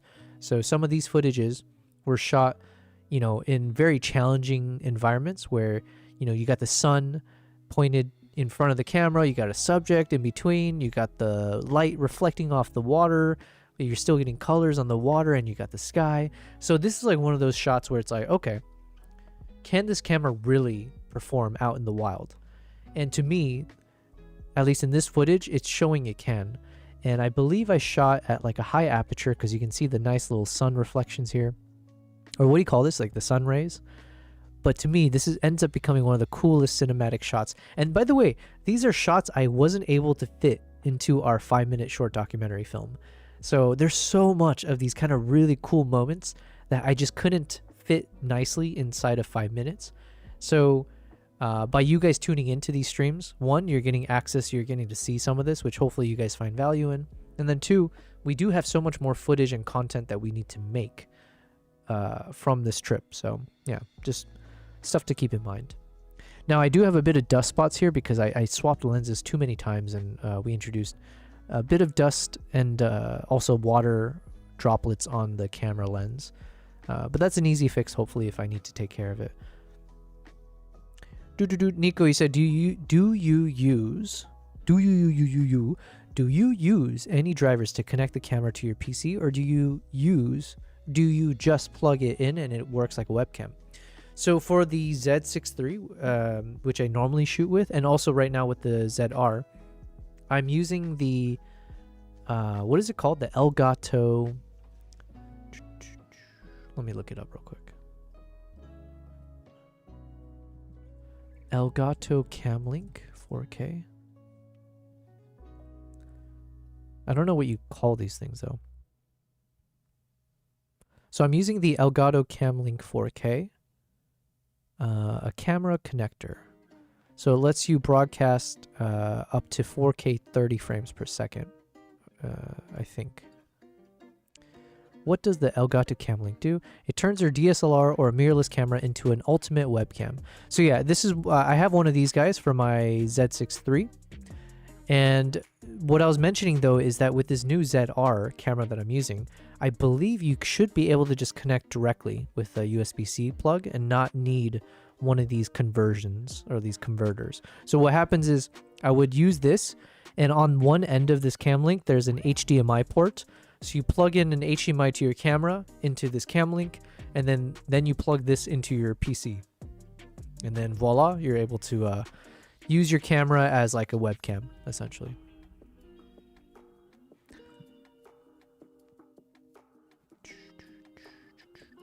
Okay, so I'm looking at some of these footages. I'm like super excited to showcase this because again, I think in my opinion, colors are amazing. You're shooting against the sun, but you're able to see still that there's some green on the uniform. It's not pitch black. And then obviously it looks really nice when the sun pops through. So again, showing that like even when the sun is completely blocked, footage looks nice. When the sun pops in and that crazy change in exposures and everything, it still looks good. So here, pure black, and then boom, pops in. Colors look nice.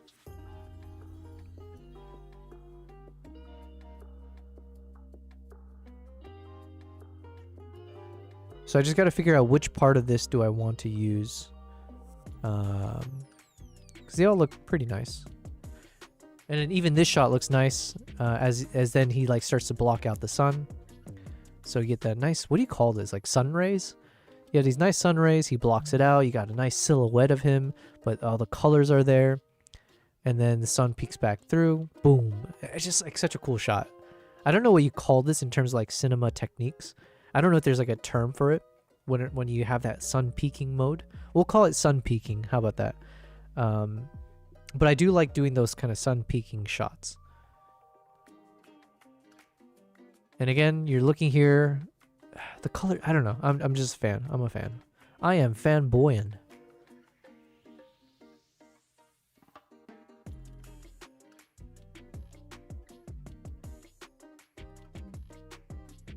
Yeah, so some aspect of this will be showcased. I just don't know which portion of this we're going to end up clipping. I feel like some portion here, when he's dragging up the anchor, because the colors look much richer, right, in these moments. And you get nice, like, rim lights on the ropes and stuff. And then when the sun peeks through. And then probably we'll show the shot where, you know, the anchor's pulled up and you're just getting this motion and the changing in lights as it goes from peeking through, block, to peeking back through, motion and colors. So, all right, let's proceed. Where do we stop? Okay, here we are. It's a good shot, but maybe not the best one for like showing off some of the features. This is just a cute shot, so we probably have better technical shots, right?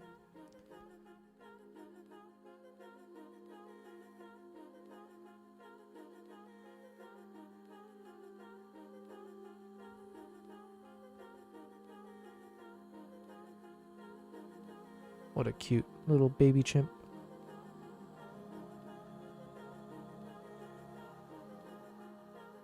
And then we have it.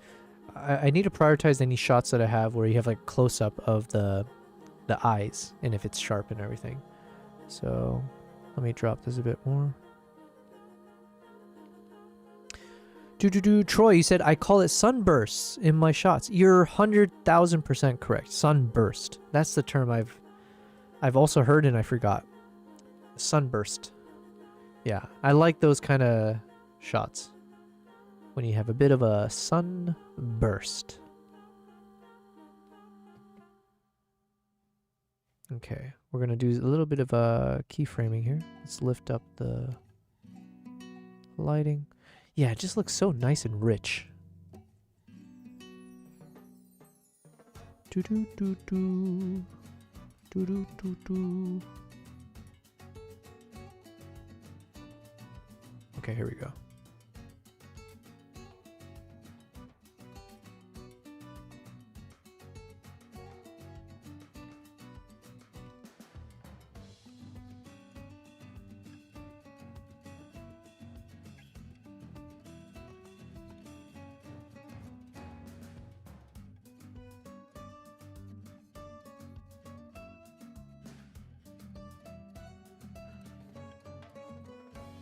There we go.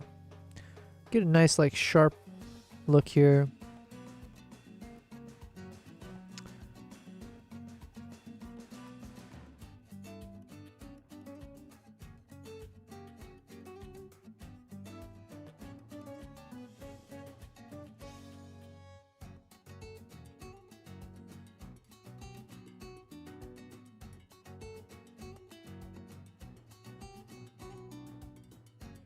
Man, this baby chimp was a psycho.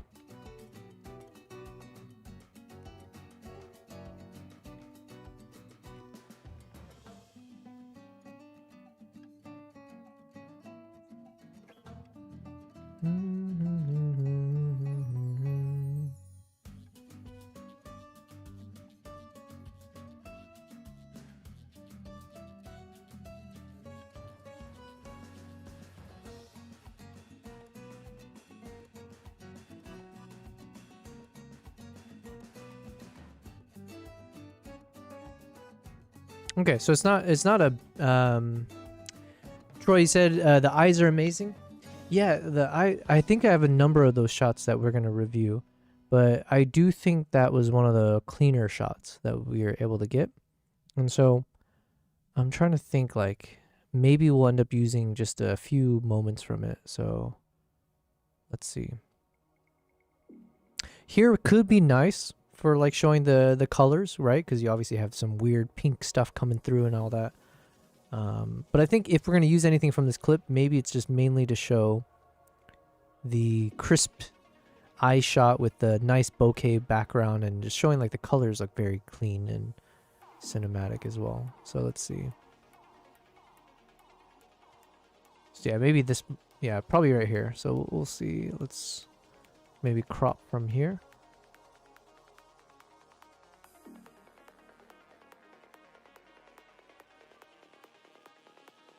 Yeah, okay. We'll just crop this part out.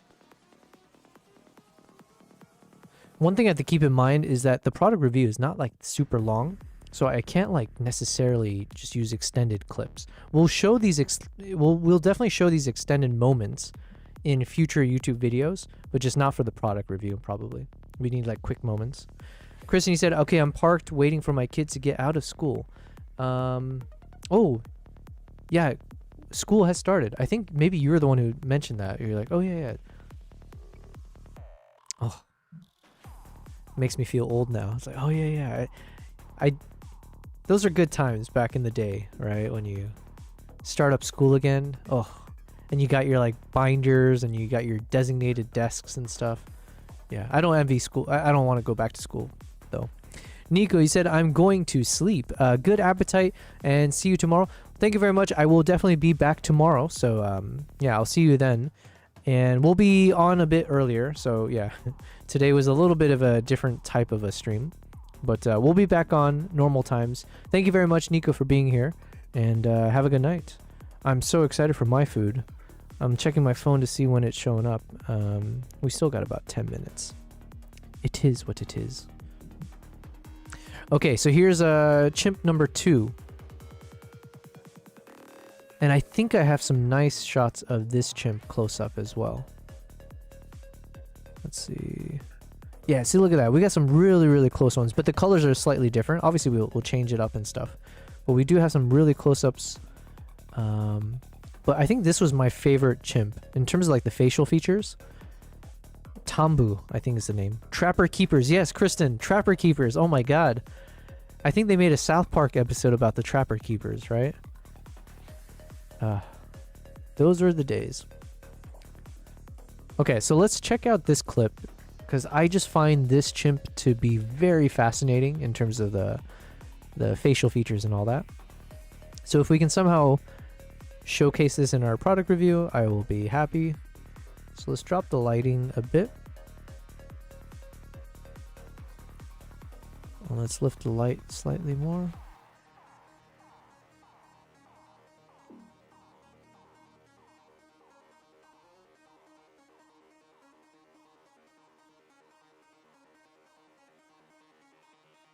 Now, if you see like the way that I'm editing, I mean, this will come with time as I get more experience, but generally speaking, I just kind of play with the curves 90% of the time.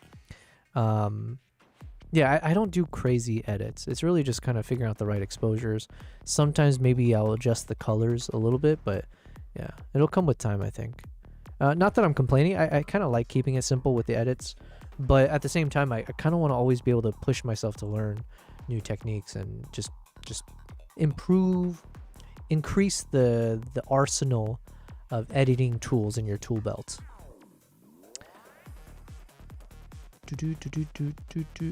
All right, look at the eye on that one. Colors look nice. Chrissy said, "I love the one with the flowers." Oh shoot, where were the flowers? Oh, I think that was the wait. Oh, okay, that's later on. I jumped to it for a brief second. We'll get to it shortly. I jumped ahead for that one. Troy said, "Wow, Trapper Keeper brings back memories." Yeah, man. Oh man. I'm in my early to mid 30s now. I guess I can still say I'm in my early 30s, but yeah. Trapper Keepers, cubbies. We'd all have our little cubbies. And then they had the little desks. What were some of the things? Trapper Keepers. Oh yeah, I guess I was still part of the generation that had projectors. So we in classes we would have projectors where people have the transparent pages that you got to put on there and like use certain types of markers to write on it. And every once in a while, they accidentally use a permanent marker and it won't go off. Yeah, I remember those days. Okay, so the quality, I'm a fan. The colors look really nice on this one. Slightly looks like overexposed, but it actually seems like it's not. Huh.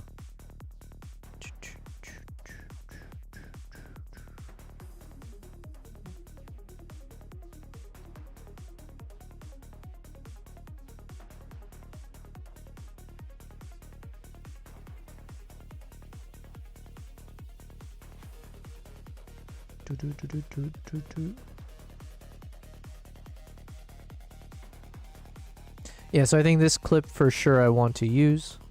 Get nice colors, good dynamic range here. Especially because this chimp has like silver hair.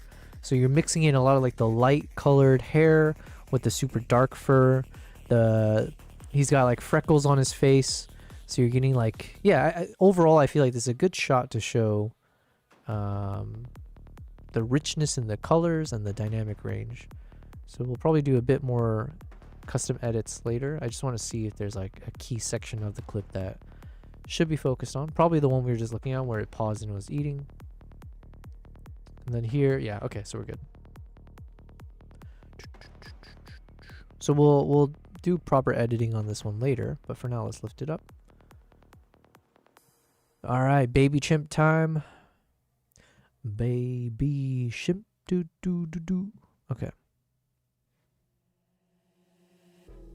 Yeah, this is like an adorable moment when the chimp is the baby's, you know, touching its mouth, kind of looking like it.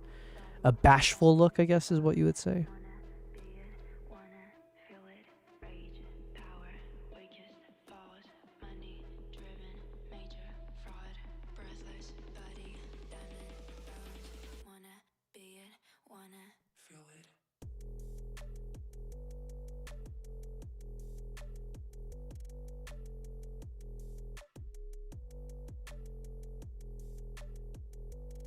Okay, let's look at this. Bali.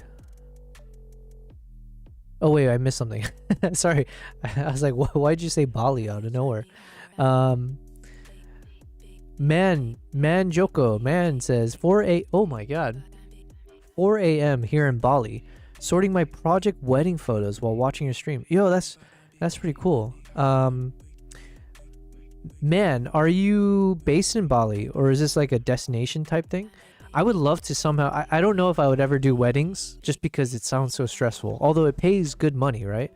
But if I could do destination weddings and be like a photographer or a filmmaker for that, that'd be super cool. Give me 1 second, guys. I believe my food has arrived. Let me just BRB and pick it up real quick.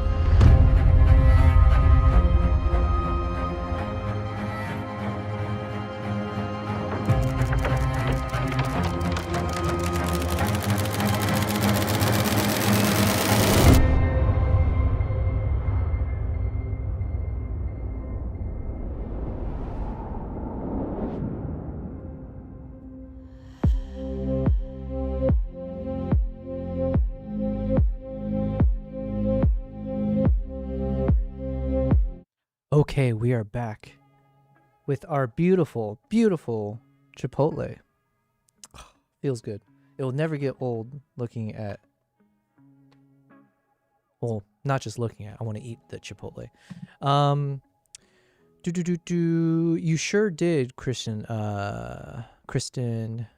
and Bali. Was that flowers or a fruit? I have my brightness up, but the sun is still bright. Oh, I think this was we saw an onion earlier. What are you eating? I'm not sure what that is. If that's the one you're looking at earlier, was there another shot? Let me see. I'm not sure. Kristen, I'm not sure which one you're referring to, but we'll get to it in a second. Yo, what's up, F Mead? F Mead, is there a different word? Did I call you something else before? Oh, we're just gonna keep calling you F Mead. F me ad? Oh no, okay, I have to be careful how I say F Mead. I have to enunciate the D at the end, okay? Hello, F Mead. Troy, he said, I did one, never again. So much work. I like the piece of landscapes. You're a warrior man, Joko. You're based here in the northern part of Bali. Northern Bali. I still have yet to go to Bali. I really want to. Yeah, it's on the list of to-dos, I guess. But I think doing destination weddings would be interesting. So, but yeah, weddings they do sound stressful. If I can find a reliable crew out here in Dubai, where I feel like we can actually start doing weddings where we've got a proper photographer, and then maybe a couple like videographers, or like vice versa. Maybe it's like having 2 photographers and then 1 person dedicated for film. I think then I would feel more comfortable like starting to like advertise and do weddings, because they do pay really well, right? That's like real good money.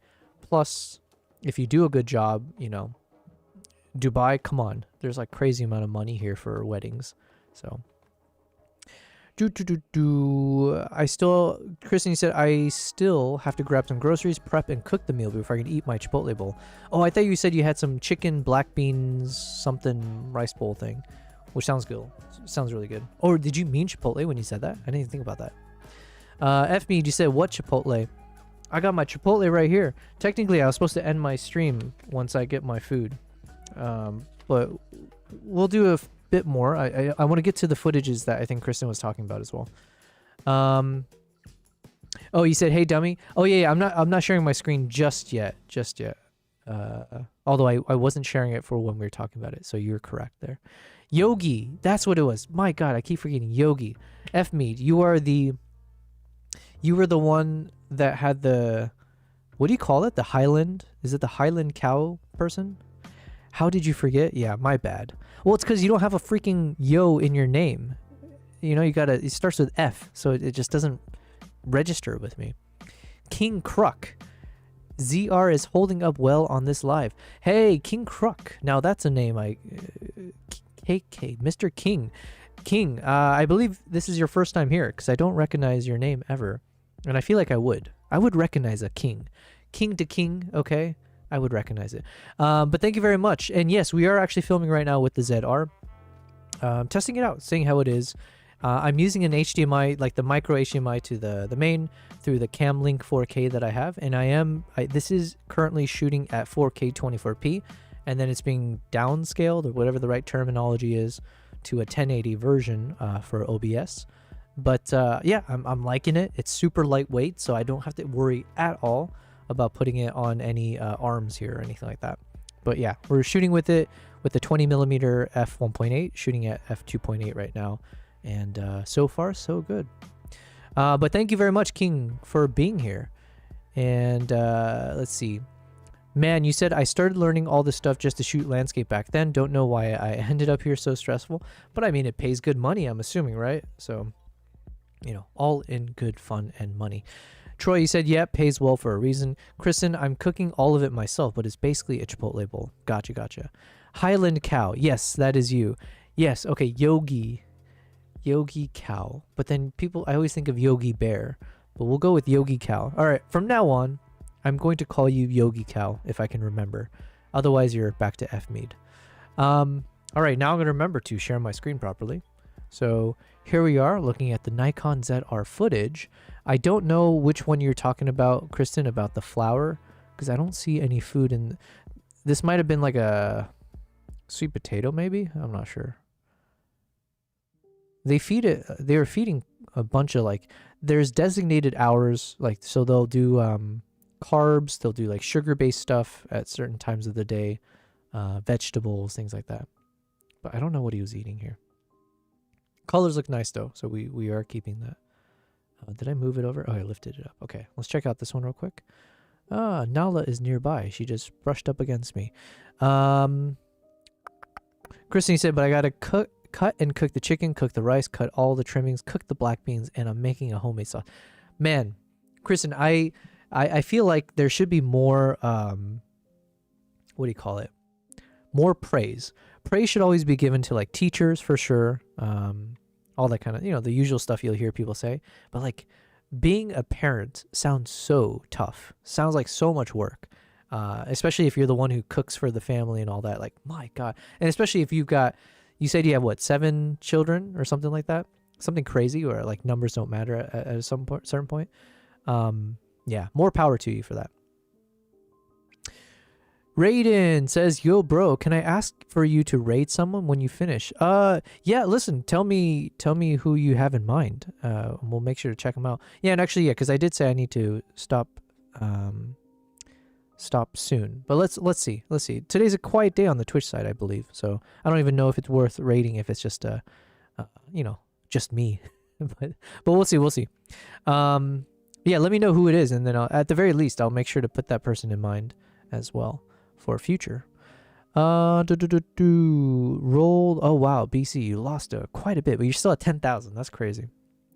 King, you said I've traded A7S III and all other Sony gear I had and pre-ordered a ZR. Then I ordered 2 more. Yo, that's some huge commitment. Wow. Now that's a message I should screenshot and share to my Nikon contacts. Now, King, if you can rewrite your message to be like, because of your video, Yobel Prize, I've now traded my A7S III and all other Sony gear I had and pre-ordered a ZR, then I'm ordering 2 more. Thanks to your video, Yobel Prize, and the things you said. If you can say that, then I will absolutely screen record that and send it to them. But yeah, good to hear, King Kruk.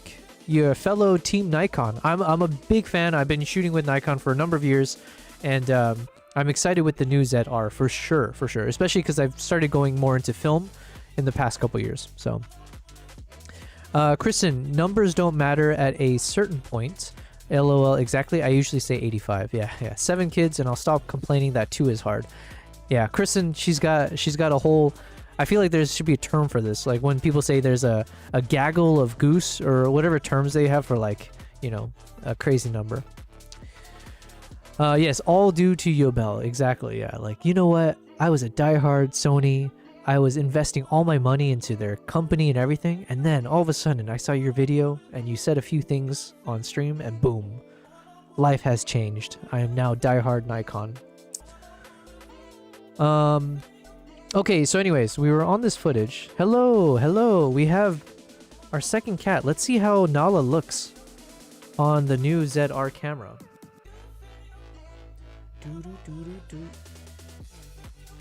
Oh, you look very good.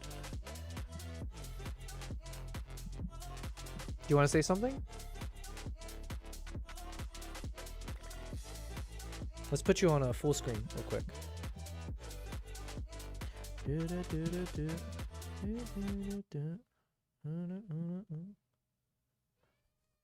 All right, we got dancing cat time.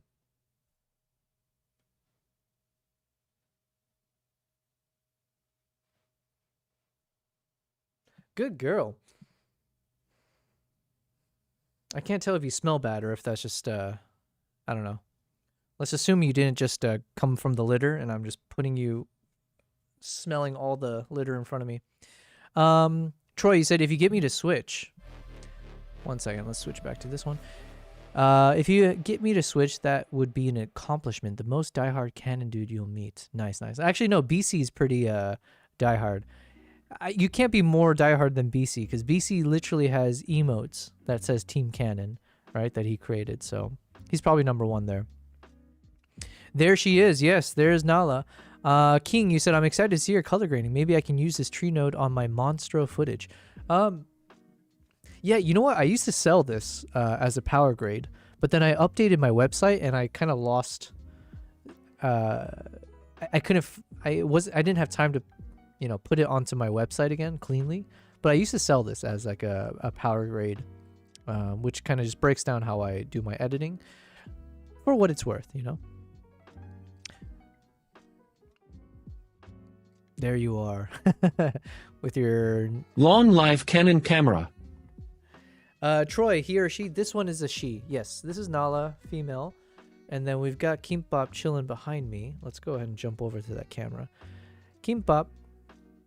Oh yeah, he recognizes his name. You see his ears slowly turn over? Yeah. I just said your name. Kimbap. Good boy, Kimbap. Kimbap's the boy, so the one I'm just pointing at right now. But yeah, these two are just, they're the co-streamers here. Nala, you want to say something again? Yes, good girl. Yo, be careful with the mic though. It's not for touching. Oh, and she's purring. Hold on one second. Let's go ahead and pause the music so we can hear the beautiful purrs. Okay. You want to do that again, Kimbap? Good girl.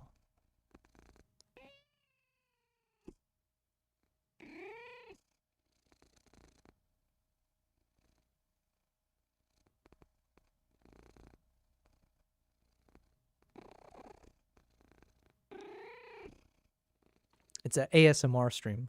So there you go. Okay, anyways, let's put the music back on real quick.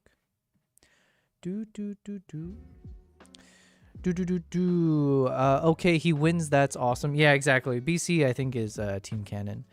BC, you said, look at Discord DMs. Wife made a special dinner last night. Oh, you should put that in our Discord community. Oh yeah, if for anyone that's new and you want to join our Discord community, !Discord, feel free.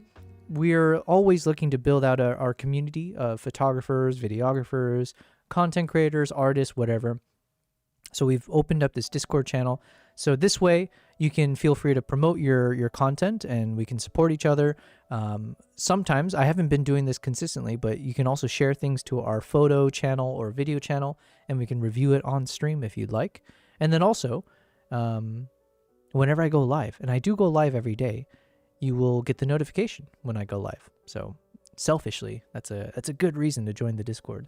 Okay, so BC, you sent me something. Let me double check. Oh, wait, what is this? Is that butter chicken? Okay, I'm going to say it for a second. Okay, hold on. Let me open this up, though. Error. Why do I have an error trying to open this? Here we go. For a second there, BC, I thought you were sending me some British food. British food, because it looked like British food, which is not a compliment. But then as I looked closer, I realized what it was. It is the coveted butter chicken.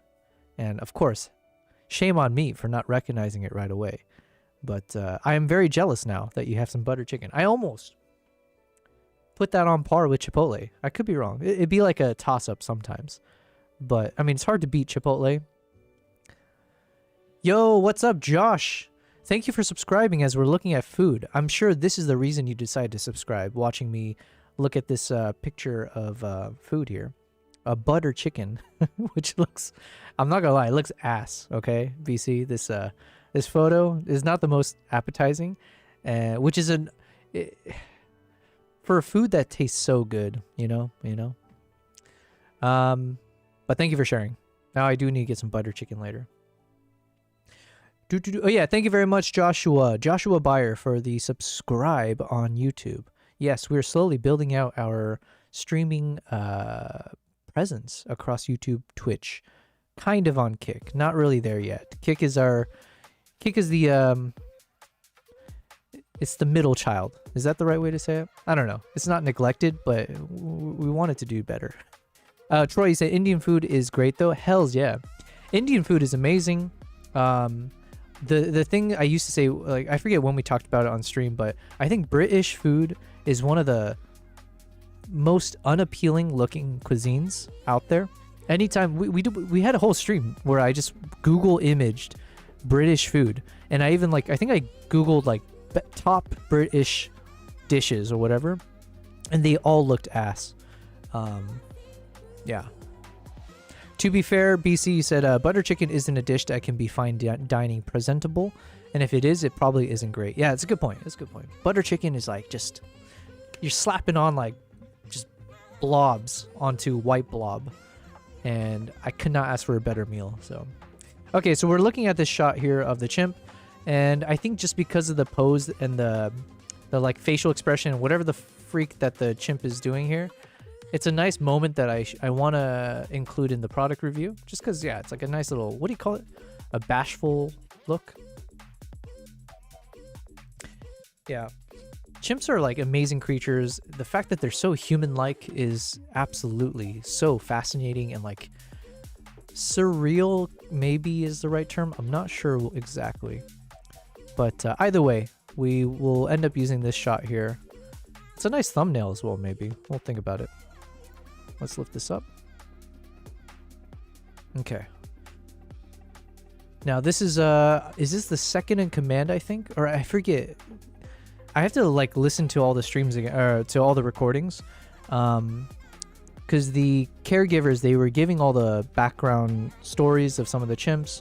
And I forget if they said that this is the second in command, so behind the alpha, or this might have been a former alpha chimp or something like that. I forget, man, I forget the story.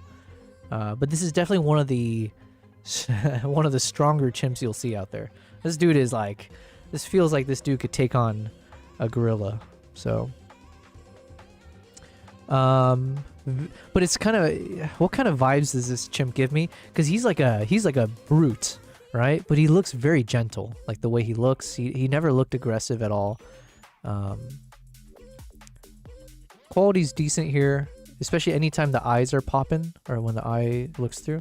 But I think I have better footages to use, so we'll probably not end up using this one as much as I like it, but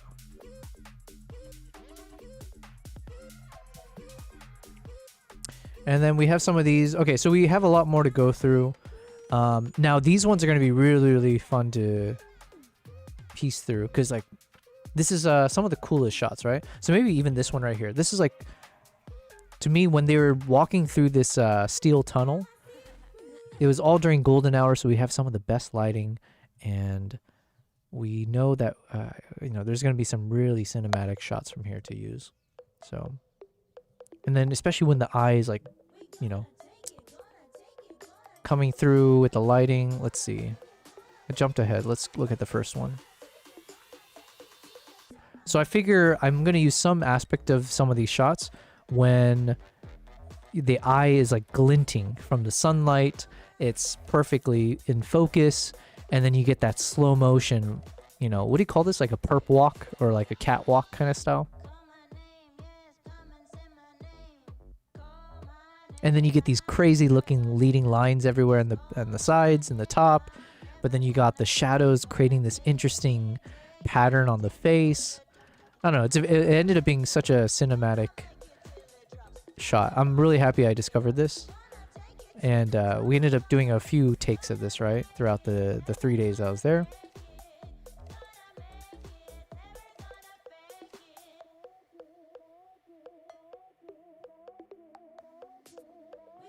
Yeah. That dude is ready for all the smoke. Yes, there's an even bigger one, by the way, King Crook. Let me show you briefly before I need to call an end to the stream because I'm getting so hungry. I think it's because I can smell my food now. Let me look for the most insane looking chimp. I showed it in the documentary. Where are you? This one. Look at this guy. This guy is the most insane looking one.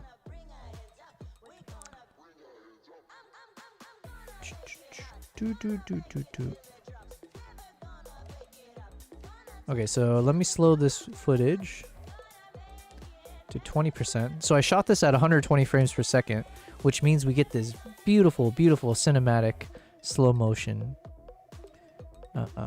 Let's play it out. So this guy right here, I think this is the actual, I'm pretty sure this is the actual alpha male. Give me a second. I gotta monitor my cats real quick because Nala has done the thing that she always does. And she's hopped onto the bed that Kimbap is already on. And I gotta monitor them to make sure they don't end up freaking out and causing a scene. You can see Kimbap looking, he's like giving that side-eye look now to the camera like, this is, why do I gotta put up with this?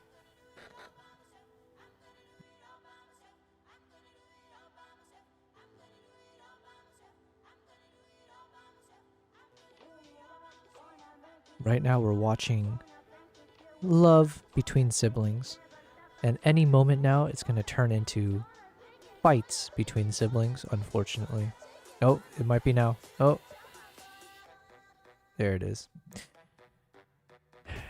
The circle of cat life. Okay, so King Kruk, just for you, because you're saying the dude is ready for all the smoke. He is not ready for the true smoke, okay? He is just haze. This is smoke right here. And I believe this is the actual alpha male of all the chimps that are there. So here he comes. Look at this mother. This dude is a unit, okay?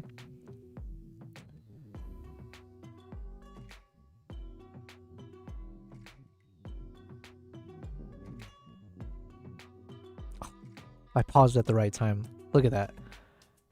This dude is like, oh my god. Kind of more gorilla than chimp, in my opinion. So, like, if you were to tell me that this dude could take on a silverback, I'd have to think on that before I say, like, no, that can't be, because it's a chimp, right? Like, they can't take on a gorilla. But I would pause for a moment because it's almost believable. Look at this dude. We have so much crazy footage from this 3 days of shooting. I didn't do as much photos because obviously I was focusing on the video side. But there's like so much. And by the way, I mentioned this earlier and I'll mention it again. So I'm trying to hire a video editor now. So I put in a posting through Upwork because I need to find someone hopefully who resonates with me, who's highly skilled, but then at an affordable rate. So wish me luck on that. But yeah, I think one of the reasons I need a video editor is that I have so much footage. We talked about it, right? We have like over 100 terabytes of footages, and I just don't have the time with what I do to actually be able to find some of these moments and turn it into nice content. So I'm hoping that as I work with the video editor, you know, I can send some of these raw files or these like, you know, edited clips to them, and they will be able to start putting them into nice, you know, content ready footages and stuff like that. Because I look at this, I'm like, yo, if I had some time to think about it and sit on this and like figure out what I could do with it, there could be some really cool Instagram reels, shorts, long form videos as well. It's just I'm stretched so thin that I can only just show this to you guys and not really pause to think about how to turn it into something else, unless it's for like a bigger project like we're doing now with the product reviews. So yeah, but wish me luck, because obviously to get good help or like good you know, editors, whatever, it's going to cost a pretty penny. So what I'm hoping I can somehow work out is find really talented person as a video editor. And then my goal is I need to find someone who actually believes in the future of me. So this is going to be a good test here to see if I can convince someone that there is value in working with me long term. So hopefully someone who believes in the growth potential of what I do.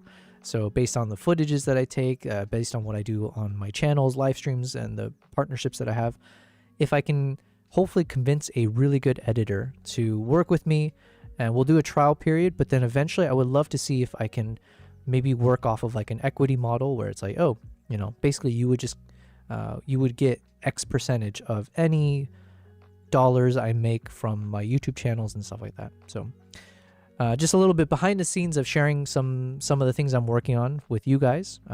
Yeah, so that's one thing I'm hoping I can figure out in the coming days, because it would be really, really helpful to me to have a good editor, because I'm so swamped. And there's a good life lesson someone had told me before, and I've heard this throughout, right? It's not like rocket science or anything, right? But you know, if you're going to be a successful business owner, if you're going to be a successful, you know, whatever, like entrepreneur, the difference between someone who's like going to be successful and who's going to fail are the people who figure out how to outsource the things that they can't or shouldn't rely on, or can hire someone else to do, so that they can scale. And that is the biggest challenge for me. Is like, I do everything myself. I'm a one-man show and I've enjoyed it. I enjoyed the learning process and everything. However, at some point, which is now in my opinion, if I continue trying to do everything myself, I will only stunt my potential growth or even fail, because I'm not able to get through enough things And so the question is, am I willing to invest money in my resources to hire someone else to do things that I normally do? So I think I'm at that point where I have to put my money where my mouth is and actually say, even if I end up having to spend X thousands of dollars, whatever it costs for like an editor over the running months, that actually might be the only path I have in front of me that makes sense. Otherwise, I'm going to just not get it far enough in the next year or something. So anyways, some little behind the scenes thoughts that I'm dealing with here as we work. But yeah, okay, guys. We've had a wonderful stream. It was a bit unorthodox. We started like at what, 8 something p.m. My time, and now it is past midnight. I need to eat my first meal of the day, which is going to be Chipotle. So, really, what a beautiful way to end the day. I apologize to, I think someone who mentioned this. Sorry, someone had asked if I can raid someone on Twitch. Unfortunately, Twitch, we're a bit quiet today, so I don't know if it actually makes sense to do it there. But yeah, just message me again, and then hopefully on a day when we have our normal streaming, and then we'll pass it off on a raid. We'll keep that person in mind. Otherwise, guys, thank you again. Thanks for being here. And I will be streaming again tomorrow, not with the ZR most likely, because I'll have to return it back to the respectful owners. But thanks for being here and being here as I was testing out this camera. I'm really excited. Hopefully you guys are liking the quality that you're seeing from this footage here. And again, if you are, it is from the ZR, and we're going to make our product review in the next few days, hopefully, depending on how quickly I can work on this. But yeah. Is there anything else I need to say? Yeah, your Chipotle is getting cold. Yeah, you know what? Jesus. Okay.